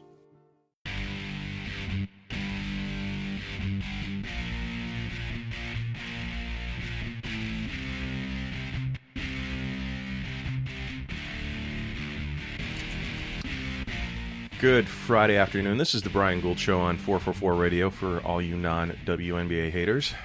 Hey, you know what? You can say whatever you want about WNBA. I am going to say whatever I want. But we all definitely are football fans. You can say whatever you want, but we are football fans. Before we break off into some college football, I want to touch on a little bit of baseball, a little bit of movement last night. Cleveland over Houston 10-7, Pittsburgh over Cincy 4-1, Philly over Washington 4-1, Tampa loses again, man, to the Yankees. 12-5, Milwaukee over St. Louis. San Diego crushes Colorado 14-1, and Seattle defeats Texas 6-3. The wild card standings have shifted dramatically. And if you're a Mets fan, you are loving it right now. Yes, we are. St. Louis, just like we said we would, has moved right on out of the wild card position. They've lost 2 in a row, 5-5 over their last 10, with the Mets officially sitting in the wild card picture. Woohoo, Mets fans. You even called the day, I think. Yes, I said Friday. I did say by Friday. I said definitely was going to happen, but you called it by Friday. I did say by Friday. Of course, Washington in the East, the Cubbies still leading in the Central. The Dodgers are still hanging around up there in the West, and actually they've won 5 in a row, with San Fran losing yesterday to Colorado. That helped them out in the West. Again, St. Louis, Pittsburgh, and Miami all shift on out, and the Mets sitting in the wild card spot. We 7 back now, 6.5. You are you're in the wild card. Yeah. Behind Washington, you are officially 8.5 back. We're still 8.5 back. That's going to be a stretch, man. Yeah. Over in the American League, Boston still leading in the East, Cleveland in the Central, Texas in the West. Toronto and Baltimore tie up the wild card positions right now with the Tigers. My Tigers sitting 1 game out, and the Yankees, winners of 5 in a row. Detroit's lost 2 in a row. Now the Yankees are 2 games out of the wild card spot, and steamrolling through that that division. They're only 4.5 games behind Boston. See what happens when you get rid of A-Rod? Those young guys don't know any better. I still don't believe they're going to be there, but it hurts me to even say the Yankees out loud. I'm not a big Yankee fan. 26 rings. Where's your rings? What'd you do this week? But exactly. It's been 16 years. It's that guy that 16 wears that years t-shirt. since they've won. I just want to drag him in the bathroom and choke him with his own shirt. Where's got rings? The Yankees. 2000's a long time ago. Those young guys, they don't know anything different than what they are dealing with right now, and that's success. They're winning, and no, the Yankees are winners of 5 in a row. Houston's on a 2-game skid. Detroit's on a 2-game skid. Toronto's on a 3-game skid, and Baltimore lost yesterday. It's fresh blood. Now talking about not liking teams. If I was to ask you, for one, who is your most hated team? Who would you put? Boston. No hesitation there. I was an Astros fan since Nolan Ryan, so man, I'd say the Yankees. Yankees. I'm a Rays fan now that I've been here. Jay, what about you? Yankees. Yankees or Boston. Boston, automatic. Yeah, Boston. Boston. Because at least you can bitch and moan all you want about the Yankees, but they at least have 26 rings. Boston does not, and they think they do. Right. They act like they do. Oh, God bless us. I lived up north, so Yep. I'll bleed a little Boston blood. I lived in for the Boston, room. and I lived in New York, and I'm from New York. And I was there '86 as a Mets fan, which was awesome. One of my favorite times of my life. Wow. I saw the Rocket pitch as a rookie. I saw him and Oil Can Boyd be number 1 and 2. Wade Boggs eating hot dogs Bulldog. at third base. I mean, I've been to a ton of baseball games in Boston, and I loved to watch. As a kid, I loved to be there, and I loved Boston because it was a good time they were a great time to watch them. Even as a Mets fan, I liked to be there because I'm a baseball fan, right? I don't think if I could get free tickets, I might go see a Boston game at home. I am not paying the money to get in that piece of crap field, and I'm not hanging out with those people unless I'm in a box. Well, you really don't like the Red Sox. It's the only time I've ever seen it so bad, so quick. They won one World Series, and all of a sudden they went to they're Boston. Killing themselves to hating everybody else. Along that thought, then I cannot bring myself to be a Buccaneer fan because all I can remember 25 years ago is the lawyer dad with his 2 kids both wearing Lynch jerseys with the price tag still on them, and they didn't know who the team was. They couldn't tell you who they drafted or who was the second back, and it killed me. You know what though? That instant success. I wouldn't hold that against the team as a whole. I'm starting to come around, and I can embrace the team. I watched Mike Evans. I watched that whole team in college. Has it been 25 years? It's been a long time, man. I was kind of paying attention to him this past season with Lovie Smith there, and they turned things around and started. They're just a couple key players away from being a real playoff contender, at least making the playoffs, and then things fell apart at the end. But you remember those drafts? You remember when Steve went and left, and people are wearing bags at the games. Yeah. Now look, not everybody doesn't have to have a horrible team. I'm a Redskin fan. I've watched some bad football. I'm a Mets fan. I know what it feels like. I've gone through it, and we all have at some point. God bless you. You're a Raider fan. Yep. Yeah. No kidding. You're the punchline of a lot of jokes for a decade. Now it's getting a little better, and that should feel good to you because you had to go through that. You cut your teeth. You're absolutely right. And as a Ray fan, or rather now with this Boston thing, they win a championship, and now everybody has a 14-inch deal. Yep. And they're like, look how big it is. Look how awesome I am. You're absolutely right. I watched Evans play there, and he took over for Jim Rice when Jim got hurt, and Dewey Evans came in and never looked back. I listened to the guy scream, "Build a home in Pawtucket" to Jody Garrett, and so that's when I knew that was my kind of place because it was a good time. Success breeds that kind of... I definitely respect the guy who wears his colors to a team that doesn't do well, and he does it in and out every week, no matter what happens. Way more than those douches who just jump ship and say, "Oh, here we go." Yep. And let me tell you something. I've been a Gator fan for forever, since I was in high school. I lived in Atlanta for 10 years. I used to go to Athens, all geared up. In Georgia, the bar I used to go to also happened to be a Tennessee bar in Georgia. So talk about being up against the wall at all times. And when I moved to, I used to get stuff about that all the time. When I moved to Sarasota, I moved here in 2006. That happened to be a really good time for football for the Gators. Mm-hmm. But by the way, I also wear my stuff for basketball and all that stuff also, right? I've got a pair of socks that I have 4 national championships and a Heisman with, and I still wear them every weekend. I wore them last weekend. There's holes in them, but I refuse to get rid of them. When I moved here, the first thing, way to jump on the bandwagon. I'm like, what are you talking about? My hat is older than you are. You see? And you're giving me crap. I'm like, get away from me before I choke you to death. I don't like to have to pull out my pedigree and show you and why explain I'm to worth people. being No kidding. a fan, especially when you have to go through, as you just mentioned, the dredges to the success. I have spit more blood going to Athens for my Gators than probably 95% of people on the planet. Doesn't it kill you when you're walking down the street and you see, you're wearing that? You see a Mets hat on that girl or that guy, and you're like, "Hey, man, I know, go Mets!" And they're like, "Hey, I just like the hat." Oh, nothing irks me more. Who's on your team? Yeah. I don't know. Oh man. The number one thing that I did love, I got to say, because I did spend so much time in Atlanta, I'd wear my my Gators hat everywhere, and you'd see the people who were Gators. Hey, go Gators! Go Gators! Hey, what's up? My wife, who is a Bulldog, used to freak out all like, God damn it! Nobody ever does that when I say anything, and she's always pissed because we always show love and have a good time. And I remember we were at a concert once, and a buddy of mine was there, and he's a hardcore Georgia. Went there, graduated from there, and we were wasted, holding each other up the one night. And I've got my Gator hat on. He's got his Bulldog hat on, and people kept asking, how are you guys even hanging out together? I'm like, what are you talking about, man? I can hate him on Saturdays. I don't have to hate him all the time. By the way, it was a Saturday. Nice. Now, I've been sporting my gear every day, rain or shine, win or lose.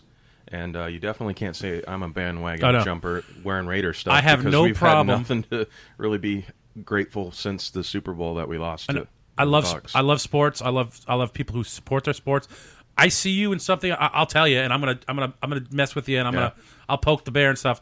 But that's where it ends. We're just basically having a good time. Right. I'm not actively being nasty. No. You know? When I wear my Michigan gear, I get the Go Blue, and then of course I see the Buckeyes, and I'd say it's a 50-50 chance that we acknowledge each other. Usually, this is how it works for Wolverines and Buckeyes. We look at each other and we keep walking.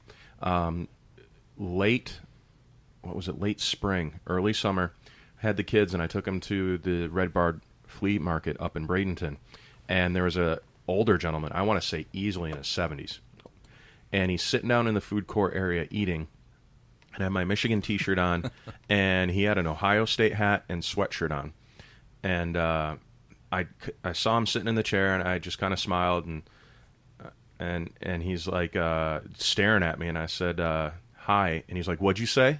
And I'm like, I said hi. And he's like, yeah, whatever. And I'm like, you old jerk. Seriously, it's like that. Okay. And then sometimes I get the Michigan sucks. And I'm like, at what? At what? We've all-time winningest program. Yeah, but you've been our bitches the last 12 seasons. Okay, well, you want to encaptivate since the beginning of time, since we played you, that we've owned you? Or do you just want to be stupid and narrow-minded and only talk about the last 12 seasons? Yeah, because we've only won 1 out of the last 12. Okay, so let's just talk about that. Should we bring up, the 12 years before that, or is that not relevant because we owned your asses before that? It's funny how hateful that Ohio State fans get towards Michigan. I know. Ohio State fans are... And it's the rivalry. I get it. They're respect right, but that. But still, when you're up, you're up. And then when we beat you this year, what effing excuse are you going to have now? What is it? I don't think there is. We lost half our team to the draft. Look, bitches. Yeah, no kidding. Yeah, okay. What when you put that jersey on Saturday mornings or Wednesday mornings or whatever day is that you wear it Tuesday at 2. Right? You look forward, be honest, how much do you look forward to that interaction, the banter? It's not all hateful like that. I love it. That old angry white guy at the flea market. It's me saying, hey, I'm a Michigan fan, and when I see other Michigan fans go blue, when I see Michigan State people, it's an in-state rival. It's not in-state hatred. Right. We hate Ohio State. We don't hate you. It's a rival. And do you look forward to it a little bit when you leave that door? Not look for it, but look forward to it. I used to. Not so much now. Now it's almost bothersome, to be quite honest with you. To answer that truthfully, 10 years ago... When it's so hateful? Yeah, 10 years ago, sucks. Of course, I look forward to it. But now it's almost... it's to a point where I'm out and about doing whatever, and someone says, go blue, and I'm like, oh, yeah, that's right, I'm wearing a Michigan. What go blue. happens in a decade from now when you reel off 8 out of 2. I mean, you're 8-2 in the next 10 years. Mm-hmm. Do you turn into that old, resentful old white bastard that is looking at the guy with the I'm gonna Ohio look State at shirt every and saying, Ohio F you, State F fan. you, F you, F Yeah. you. You gave me the business for 15 years. For 12 years, I heard you guys flap your damn gums. Guess what? How does Wolverine DIC taste now? You know? Now I you can know what see it's how yeah. that is- Oh, is- it's coming back yeah. around. Batman style. You know what, though? I can't wait to get you guys when back. somebody's like, because you it's know, coming. Michigan sucks. I hate that. They say that. But- That's but- exactly. but- at what? What do we suck I at? mean, but here's the thing. But if you just say Michigan sucks, that's a lot different than saying, the guy going, "What? What'd you say?" Yeah. That's a totally different situation. It's just a jab. Michigan sucks because that's all they can really say right now. There's not a lot you could, and that's just the way it is. And it also depends on how they're coming at you. And Are they serious about it? Michigan sucks, or is it Michigan sucks? No. I do it. It's I mean, serious. I have fun. And giving credit where credit's due, Michigan sucks. And I'm like, yeah, at what? Because there's one guaranteed loss that we've had on our schedule for the last 12 seasons, and it's to you guys, to Ohio State. That's what you get. But we don't suck at the other 10 games that we win. We represent the Big Ten along with your team. You know who sucks is the effing Big Ten, including your Ohio State Buckeyes, because we can't beat the almighty SEC right now. That's better. Now so, that's what you said. Matter of fact, the only bow down. Shut your mouths the until only we can team do that. that actually does, unfortunately, is Michigan. You've beat Florida all 3 times we played. And if anything, you don't That's want... what's kept him off the ledge. That's what's put me on the ledge a couple times. And you know what? If anything, you don't want Michigan to suck, as you say, from the Big Ten, because we have to compete against the SEC. So, man, it's a heated rivalry. It's a hatred rivalry. And I think this year's our year. I can finally say, you know what? I had confidence last year that we were going to beat them. Do you think that's the number one hatred? It's the biggest hated rivalry in all of sports. There's a lot of hands down. people who don't. I don't like Florida State, but I'm not going to kill anybody for Florida State. And I had this argument with Sandy. She's like, "Oh, the Florida rivalry is bigger than Michigan Ohio State." I'm like, "The shit it is. Are you serious? What's wrong with you?" No way. Michigan Ohio State in all sports. And I know exactly how you feel Hands because down. as a Gator, especially the last 20 years, I don't hate Georgia's fine. I like Georgia. Went to Athens, partied my balls off there. I've got plenty of friends who were. Never had an issue with Georgia, but they never beat us. So now the other way around, they hate Georgia Bulldogs. Hate the Gators. Yeah, hate them because we've owned them. Now technically, they still have, I think, 8 more wins than we do. So it's very similar to what Brian's talking about with the Michigan Ohio State. Right, it's just the opposite way right now. Their number for a while, and they absolutely hate us now. I mean, it's just ridiculous. I'm like, guys, it's still. I mean, now my wife and I, it's awesome, and I'm very lucky because my wife is a huge sports fan and huge college football fan and huge baseball fan. Like to the point where it's not even like, you have some girls that are fans of the team. Because I like football, but she's not just I just like football. She knows football. She knows the players. She knows where they came from. They know what position they're playing, and to watch her just dissect people when they don't realize she knows what she's talking about is hysterical. Right. One of the sexiest things on the planet. There's nothing sexier than a woman knowing sports and knowing it well. I mean, other than an actual sexy woman. That is a sexy woman who knows sports is the sexiest thing that you'll ever come across. That's a nice quinella. And we wake up fighting once a year, guaranteed. There's been days we were literally screaming at each other before we got out of bed. Love it. Absolutely. And on top of it, to make my life even worse, she's also a Braves fan. Also a Braves fan. So that's great. But I love it. She was just saying it the other day. She's like, I love the fact that we're huge sports fans and college football fans and baseball fans. She's like, it would be nice to kind of like a team, though. Together and be able to root together. Well, speaking of college football, we have a top 25 team tonight, Louisville at Syracuse, and Louisville's a 14.5-point favorite in the Qs. That is it? 14.5 is what I have on, and I'm going off of CBS Sports right now. I played that game this morning. Not that I would condone short-term investing, but I took. If you like Louisville at 14 points. You like him at 15. You like him at 16. I think they win bigger than that. It was a snapshot of last week. I mean, you saw 70 points. It's a big number. Oh, yeah, I'm not expecting that. Syracuse, I looked to see, how Syracuse did last week. They're not going to be able to keep up with Louisville. They're not good. They kicked field goal after field goal after field goal. You're not going to be able to kick field goals it's going to get messy. I think that game, and if you like Louisville, and even if you like the over is a consideration. It looks big, and those are the 68. That's heavy. And we've known each other a couple of days, and you're not exactly the prowess for handicapping. That wasn't your strong suit. You used to see a number like 68. Go, oh my God, that's huge. I can't take that.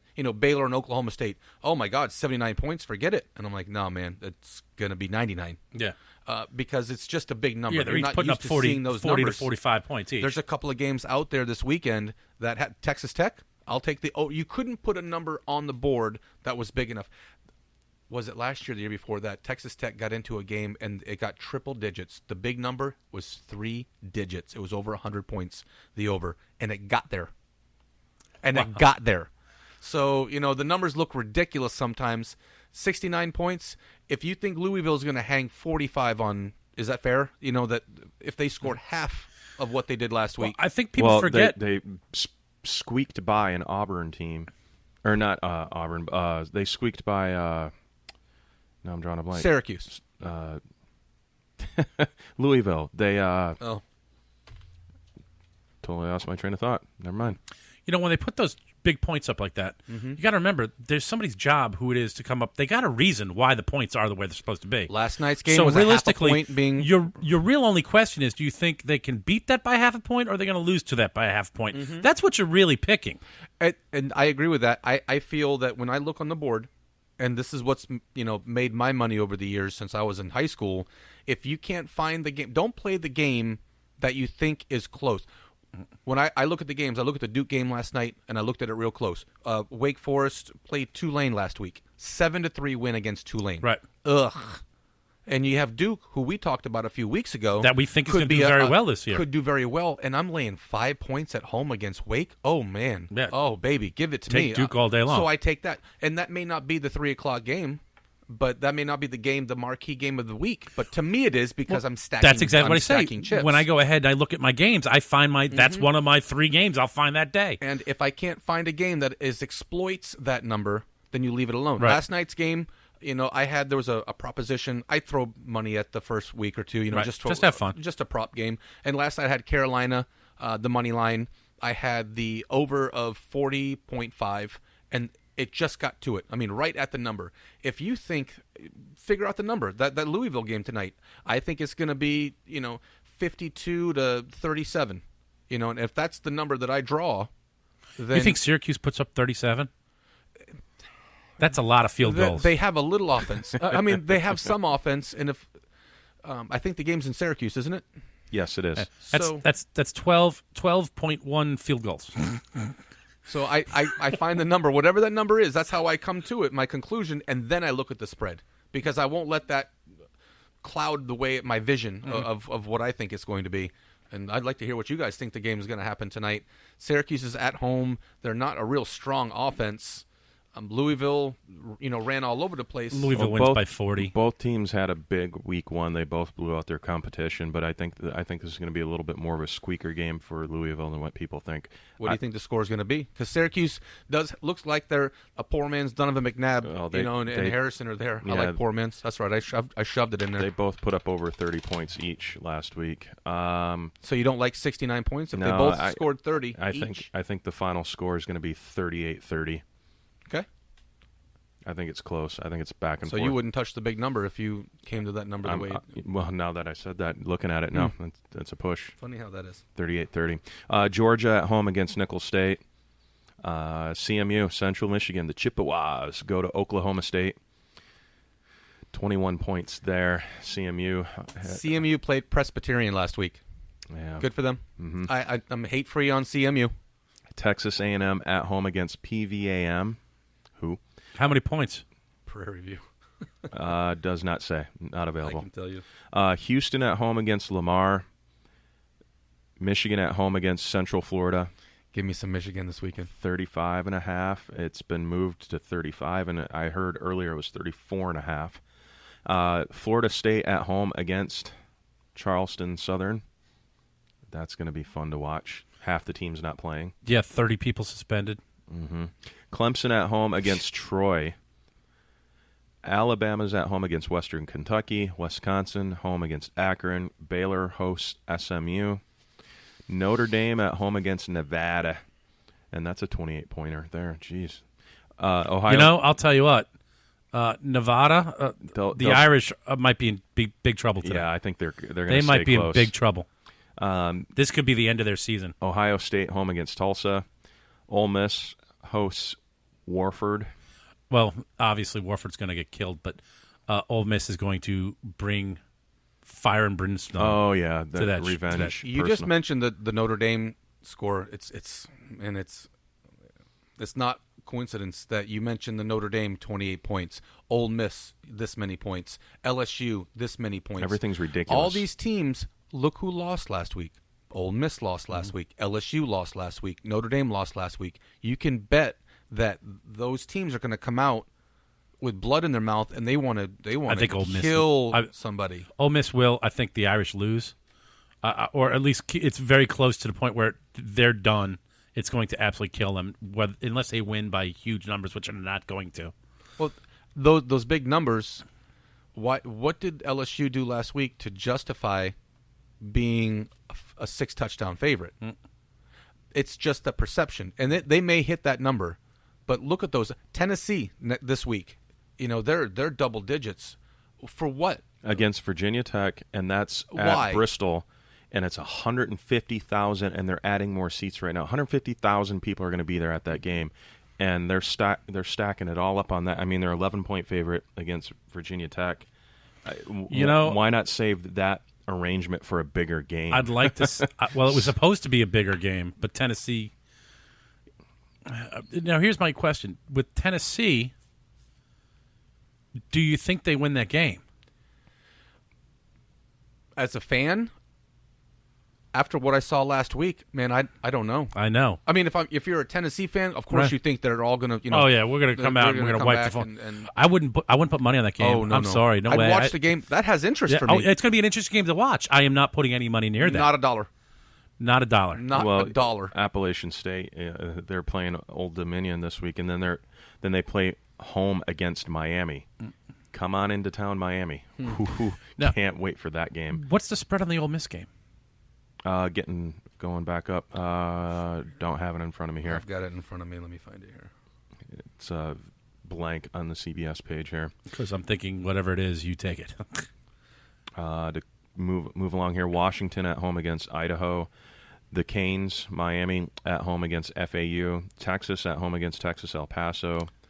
Oklahoma at home against ULM. Texas is another example. They're ranked 11. That team wasn't supposed to win 3 games all year. Right. And now they're ranked 11 because of this, monumental win on Saturday night with an exclusive crowd. And, I mean, they did great things. I love Texas football. Right. Yeah, I agree with it, but at least they didn't go up. They stayed exactly where they are. Now they might be considered. Texas wasn't 11. ranked coming into the season. They were 11. To start out the season, they didn't move. It was 11 versus 16. I think they were 16. Yeah. No, Texas, the Longhorns. Yeah, the Longhorns. They played Notre Dame. Did not move. Last week they were 11. This week they're 11. Man, I don't. No. That's right. Texas was not ranked playing Notre Dame. Mac is on. He might lose his job. Then why is it not saying it went up? They lost a ton of games last year, and they win the Notre Dame game, and all of a sudden, Vince Young is back on the team. They weren't ranked. Yeah. No, they weren't. Shipley's back on the team. This is just weird. I don't know why they didn't put anything for that. But there's no value there. So now, with that being said, in Texas, Texas is the 11th best team in the country because they beat Notre Dame team at 10. Yeah, who was horrible. Come on. Kansas, the proposition before the season, because they didn't win a game last year. Kansas was the over under 1.5 games is the Vegas number. That was the Vegas number for the Jayhawks. Total wins this year was 1.5. They won last week. And you remember them charging the field. All the kids ran in, and they tore the goalpost down because it was it was bigger than Paul Pierce and Allison winning a championship. So this week they're playing Ohio, and they're favorites by 3. This is the team that wasn't supposed to win 2 games all year, and now they're a favorite again because of last week's fluke. Well, there's still 4 teams in the top 25 that lost last week. The kid from Texas There's two of them. You know, the white kid that spends most of the time back there, and then the other guy that comes in that does the hanging and the banging. You know, he ran the ball. They looked bigger. You know, they looked strong. They looked fast. They looked sexy. The jerseys were right. You know, it's beautiful until reality strikes, and this week happens. And they're the same Texas team that they were last year. They didn't get new people on the field. They have, you know, a new way, and it's good for them. It's a new swagger. It feels good. Winning feels good. You know, if they are on the brink of being a good team, though, that could have been what they needed. That very could be a different. That could be a different I watched conversation. NC State and USF both be top 5 teams when Pip Rivers, and I'm an NC State guy, and they had a chance to like play for something. USA and they lost USC, 3 straight games. Yeah. And USF, the same thing. They got to top 3 or 4. Yeah, you remember they beat that? West Virginia. They and went to number 2 in the country. Themselves. The next day they got destroyed. And they lost. They lost. That's and right. they lost. And they I lost. watched that game alone because and had a blast. That success was too much for them. Right. They're not used. They weren't. It's not a vested, program like Florida. You know, where you lose a game, you win a game. You can win a big game and be okay, and you're not going to be a mess. Right. But those smaller teams aren't like that. You know, and people don't take that into consideration because you know what? If you're always coming from behind, if you're always the underdog, there's no pressure that comes with that. Houston's 4-0 against ranked teams. You have no problem with that because you're like, we're going to go out there and we're going to win because that's what we're going to do. Now, if you're the one who's supposed to win, that's a total man. Don't mess this up. Oh man, don't mess this up. Oh man, don't mess this up. I'm gonna lose. I'm gonna lose my ranking. I shouldn't be here. What am I doing here? That's right. Way worse. And they hyperventilate. That's right. They don't have anything. They don't have a base. They haven't been there before like that. And hopefully Texas, is turning in the right direction. And everybody says they are, but for one game, I do. I like the Longhorns, and I'd like to see it because I'd like to see them stomp the crap out of the Irish every week, Oklahoma every week, Nebraska every week. I would like that to happen because I can't stand any of those teams. Oklahoma at home against ULM. TCU at home against Arkansas. I like that game. LSU at home against Jacksonville State. Iowa's at home against Iowa State. That's a rivalry game there. Tennessee, of course, at home against Texas Tech, quote-unquote at home. They're the home team. And then closing out the top 25, Oregon at home against Virginia. A big letdown as far as I'm concerned for Week 2. Week 1 was great. Really, I only see 2 games that should be somewhat close, in my opinion. The TCU-Arkansas game, I think Arkansas can keep up with TCU. I really don't think Notre Dame's as good as what I don't people are giving them. I think Nevada hangs with them. I think Nevada might win that game. That's going to be a great game to watch. I wouldn't be surprised, to be honest. Man, I sure enjoyed betting Kaepernick's collegiate career at Nevada. Man, he was heads and tails better than... They may need him. They may need him to win, but yeah, I think it's gonna be close. I think Nevada could. I wouldn't find some value be surprised. How about this? Either way, even if the Irish win, it's going to be close enough where it's not going to matter for them, and that could knock them out of the top 25. I think they're 3-4 touchdown dogs. I mean, that's a big number. Notre Dame's a 28-point favorite. You got to love you some Nevada. They're gonna be praying for 3, baby. They're gonna be praying for 3. And for the new teams in the top 25, they have a lot to prove.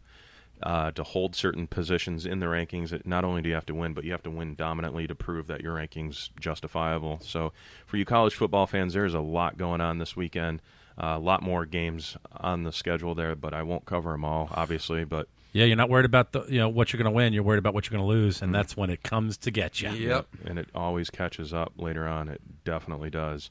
I want to talk some UFC news. Of course, UFC 203 is tomorrow night. The official weigh-ins are tonight at 6 p.m. You can watch the weigh-ins live feed right from my website, briangouldshow.com. For you that's cool. MMA fans, I've got the live feed already put up there right now. You can go there and check it out. Some great matches on the card that I want to touch on.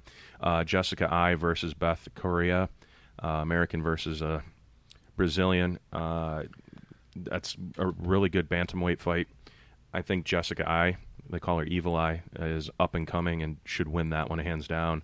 Another women's fight in the strawweight division, Jessica Andre versus Joanne Calderwood. Another American versus Brazilian. So far, fan favorites are going towards Joanne Calderwood, but I think Jessica Andre wins that fight. Uriah Faber takes on up-and-newcomer Jimmy Rivera. For for those of you that aren't familiar with the UFC, and you can tell by the consensus here, 85% have Uriah Faber winning this fight. And if you've never watched a Jimmy Rivera fight, go YouTube that, and you're going to see why that kid, I should say, defeat a veteran. I think it's Uriah's just there to make money because he loves to fight, and he's a fighter at this point. I don't see him putting together any more wins in that bantamweight division. It's unfortunate because he's been a great asset since the UFC brought the WEC over and merged them together. That bantamweight division's been on fire at least the last 10 to 12 years. Uriah Faber, of course, has been a former champion in that division. And then, of course, one of the headliners, Mickey Gall takes on CM Punk. For those of you that don't follow MMA in this room, there you go, Jay. Yeah. What do you guys think of CM Punk joining the UFC, and what do you think of his chances? He's probably going to get slaughtered. I just hope he does well. Isn't that the guy that quit the way you liked it? Yeah. Yeah, all right. Yeah. Yeah. Yeah. He's going to get it good, see? Okay, he's been in camp. Coach Rufus has been training him for the last almost 2 years now, and he's had Tyron Woodley, the current middleweight champion, training him for the last 8 months for this fight. And I think Punk comes out well in the first 2 rounds, but I think lack of inexperience will be his downfall. Mickey Gall should win this fight. And being a casual observer, I enjoy WWE, and I did. His persona, his character, what he presented. You've put me on a few of the specials. Watching him not with a promo, just being a shoot style, talking about what he liked and what he didn't like, and his principles. He seems like, a badass. At least he thinks his perception of himself is that he's a badass. And to go with what you're saying, so he's legit shot on people in the locker room and put them in chokeholds and arm bars and told them, knock your crap off. So he bumps around a bunch of no-necks that may or may not have a lot of technique, and he just thinks he's a badass. It doesn't matter if he's 6 feet tall or 4 feet tall. That's the dude that thinks he can clear out a bar by himself. That's the guy. Now, I like him. I like his persona. I like his character, and I also feel that I can clean out any room that I'm in. I mean, that's just my belief and I'm wrong, but in my head, I'm certainly right. Sounds like me. Yeah, when I was younger, definitely. You see? Yeah. See how that all I wasn't very together? Smart, but I agree with it. He thinks that he's the man, and he's going to get in there with someone that has been doing this a couple of days. Third professional fight for Gall. How long has he been? Yeah, not long enough. Good for him. He's doing something he enjoys. Yeah. And you want to enjoy it. You really think you're going to be any good at it? I mean, is that the MMA equivalent of Tim Tebow? Where, no offense. Yeah. No, where, he's just signing on somewhere. Yeah, it was a shot at you. I've been here long enough. Legitimately, it's Gall's third professional fight. And that's what's weighing in his favor. He wishes he has Tebow money. I think he does have Tebow money. I think he's got a few coins. In the heavyweight division, Fabrizio Verdum takes on Travis Brown. Travis Brown's coming in 25 pounds heavier in this fight than Verdum. But, again, I think experience and experience is on Verdum's side. Verdum's going to win this fight. I think he actually might submit this guy. I'd like to see a knockout, but I don't. Listen to what you just said. I'm going to take this for a moment and take you somewhere maybe that you don't want to go. Not the first time. Over the years, I play baseball, basketball, football, any of those the sports. I say I play them, on with a book, and I'll make your phone ring on Saturday night at midnight, and be Brian. Who do you like? Now this is going to a guy that couldn't tell you what a spread was. He really didn't know. When I met him and introduced him to this stuff, he was like, in hockey, I don't know what a big number is. You would destroy me with that. Who do you like? This team or that team? That team. Why? I don't care. That's Why? what he would because say. That team's better than that team. Well, what's the final score? I'm not telling you that. Detroit's beating Chicago. Why? What's the score? What's this? What's the total points? And I'd be like, dude, you're not going to squeeze that out of me. Why? Why do you need to know? Detroit's going to win. Just take Detroit. So I found the way to do it. I mean, he was introduced to that aspect of the game, and he was able He doesn't know everything about everything, but what he does know is hockey, and he certainly understands MMA, and I would take it blind. I don't know diddly about either of those sports. I enjoy to watch hockey. I enjoy to get in fights with him at the hockey games. But I can't sit there and tell you why I think one team is better than the other, and he's right on the money. So I want to hear from you 3 fights on here. Years and years later, you could tell me, all right, I like Jones because of this. And this is going to happen in the second round, which is going to make this guy do that. And it was more of a chess match, and you understood the angle of making a play. Because taking a bet straight up for, remember Silva, we watched that fight together, and I took that right to the window. And he didn't really care about the bet, but he knew which round it was going to end in and how it was going to end in. And when you're looking for an opportunity, which I'm a degenerate, so I'm going to find that opportunity. If I have that, I'm going to take that. So which fight here on this card? Which one is he making the phone call about? Which one? Let's get to who is going to go to sleep and who goes inside. Fabrico Verdum over Travis Brown by submission, guaranteed. You see, and I'm going to tell you what that number is. I couldn't tell you. I have that in front of me. Maybe I taking his nose. And then the main events, the heavyweight championships. Stipe Miocic takes on Alistair Overeem. Overeem gets pushed to the front of the line, and Overeem's a good fighter. Overeem's got a big mouth, and I think handedly he's going to lose this fight. The heavyweight champ's no slouch, and if you guys aren't familiar with who Stipe Miocic is, he's heavyweight champ for a reason, and that dude's going to knock Overeem's block right off his head. Overeem's fast, he's strong, he's young, but he's dumb, and he's Mr. Opportunity, swings for the fences when he needs to, and he throws an awesome, mean leg kick. But Stipe's got power and speed, and Stipe's going to knock him out. Do you want to take 2 minutes and go on the record and give me these fights? I have them in front of me. I just told you what they Gonzalez were. and hold Dober? on. Let's main event. Okay. Let me work backwards now. Stipe Miocic's going to knock out Alistair Overeem. Fabrico Verdum is going to submit Travis Brown. CM Punk, I want to see CM Punk just because he's a WWE guy. I want to see him win, but Mickey Gall's only got 2 fights under his belt, and he's young. Faber and Rivera. Mickey's probably going to be favored, and it's going to be submission. He's a 4.5 to 1 favorite. Mickey Gall's going to win by submission in that fight. Uriah Faber versus a young up-and-coming Jimmy Rivera. Rivera's fast, and again, he's up-and-coming. Uriah Faber's past his prime. I like Jimmy Rivera by submission. Next one, Jessica Andrade versus Joanne Calderwood.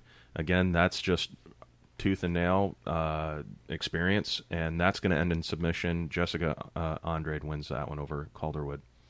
And then the other fight that's of interest to me is Jessica I versus Bethe Carrera, and Jessica Evil Eye wins that one probably by knockout. Oh, you like that handily? Yeah.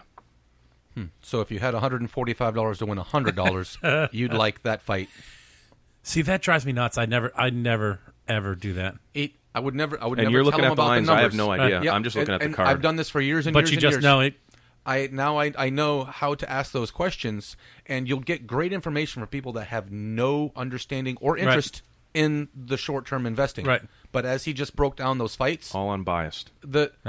He tells the CM Punk, I'm going to go look for that proposition that he gets submitted, and it's going to be better than the 3.5 to 1. Well, it's actually 4.25 to 1 favorite. The Mickey, the guy that he's fighting. Mickey Gall, yeah, he's a big favorite.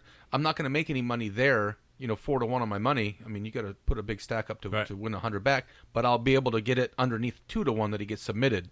So, that'll be my play there. But you sound like you love. You listen to what isn't said, and you heard it just like I did. He loves him some I. Right. So now it's worth the $135 because you're pretty sure you're going to win it no matter what. Now I found my play, and I'll do a blind. Blind as a bat. It doesn't matter. I won't watch the fight. I'll just make my.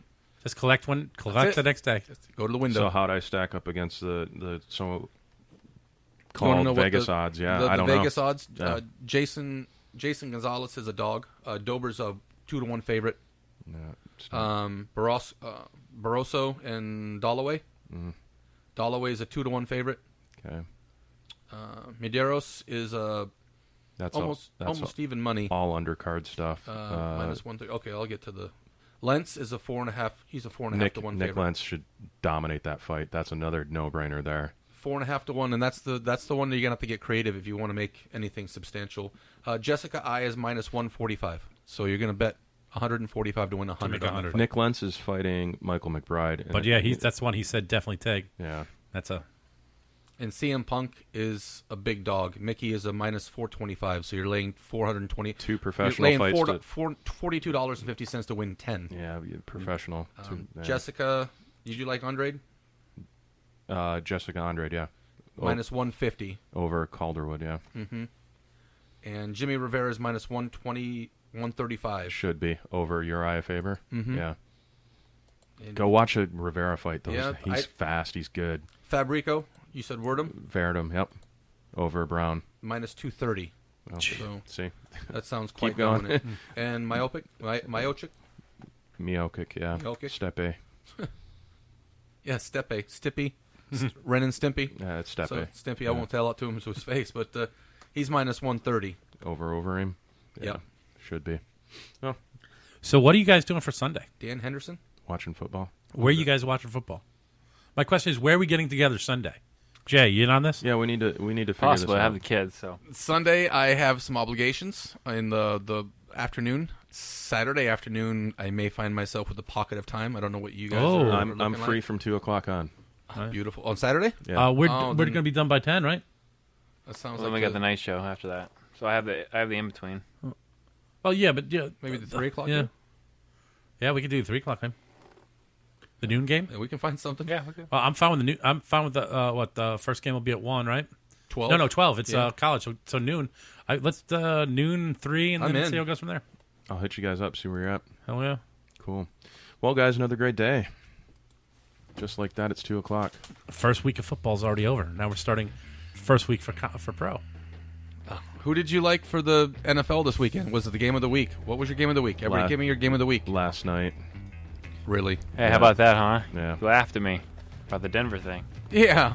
Says the kick that doesn't go in. Thank you. I missed that. The kicker lost the game for him. Does a kicker ever lose a game? I say a kicker never loses a game. You can only win it, because if the kicker loses or misses the thing and they lose, that's a team thing. It's not the kicker. Both teams took really bad angles the whole game. It was the first game of the year. Right. They both played really well. We talked about why Trevor was going to struggle, and he did exactly what we talked about he was going to do. Why Denver was going to be in it with the defense. Denver and all played the defense. It came down to a guy missing a kick that he normally makes. He was on my money league last year, and I got paid. That guy doesn't miss much, and he did last night. So 1 for you. I guess, if you lose with a kick, then you lose. Yep, that's right. This is the Brian Gould Show on 444 Radio. We'll pick it back up on Monday at noon sharp. Have a good weekend, guys. See ya. See ya.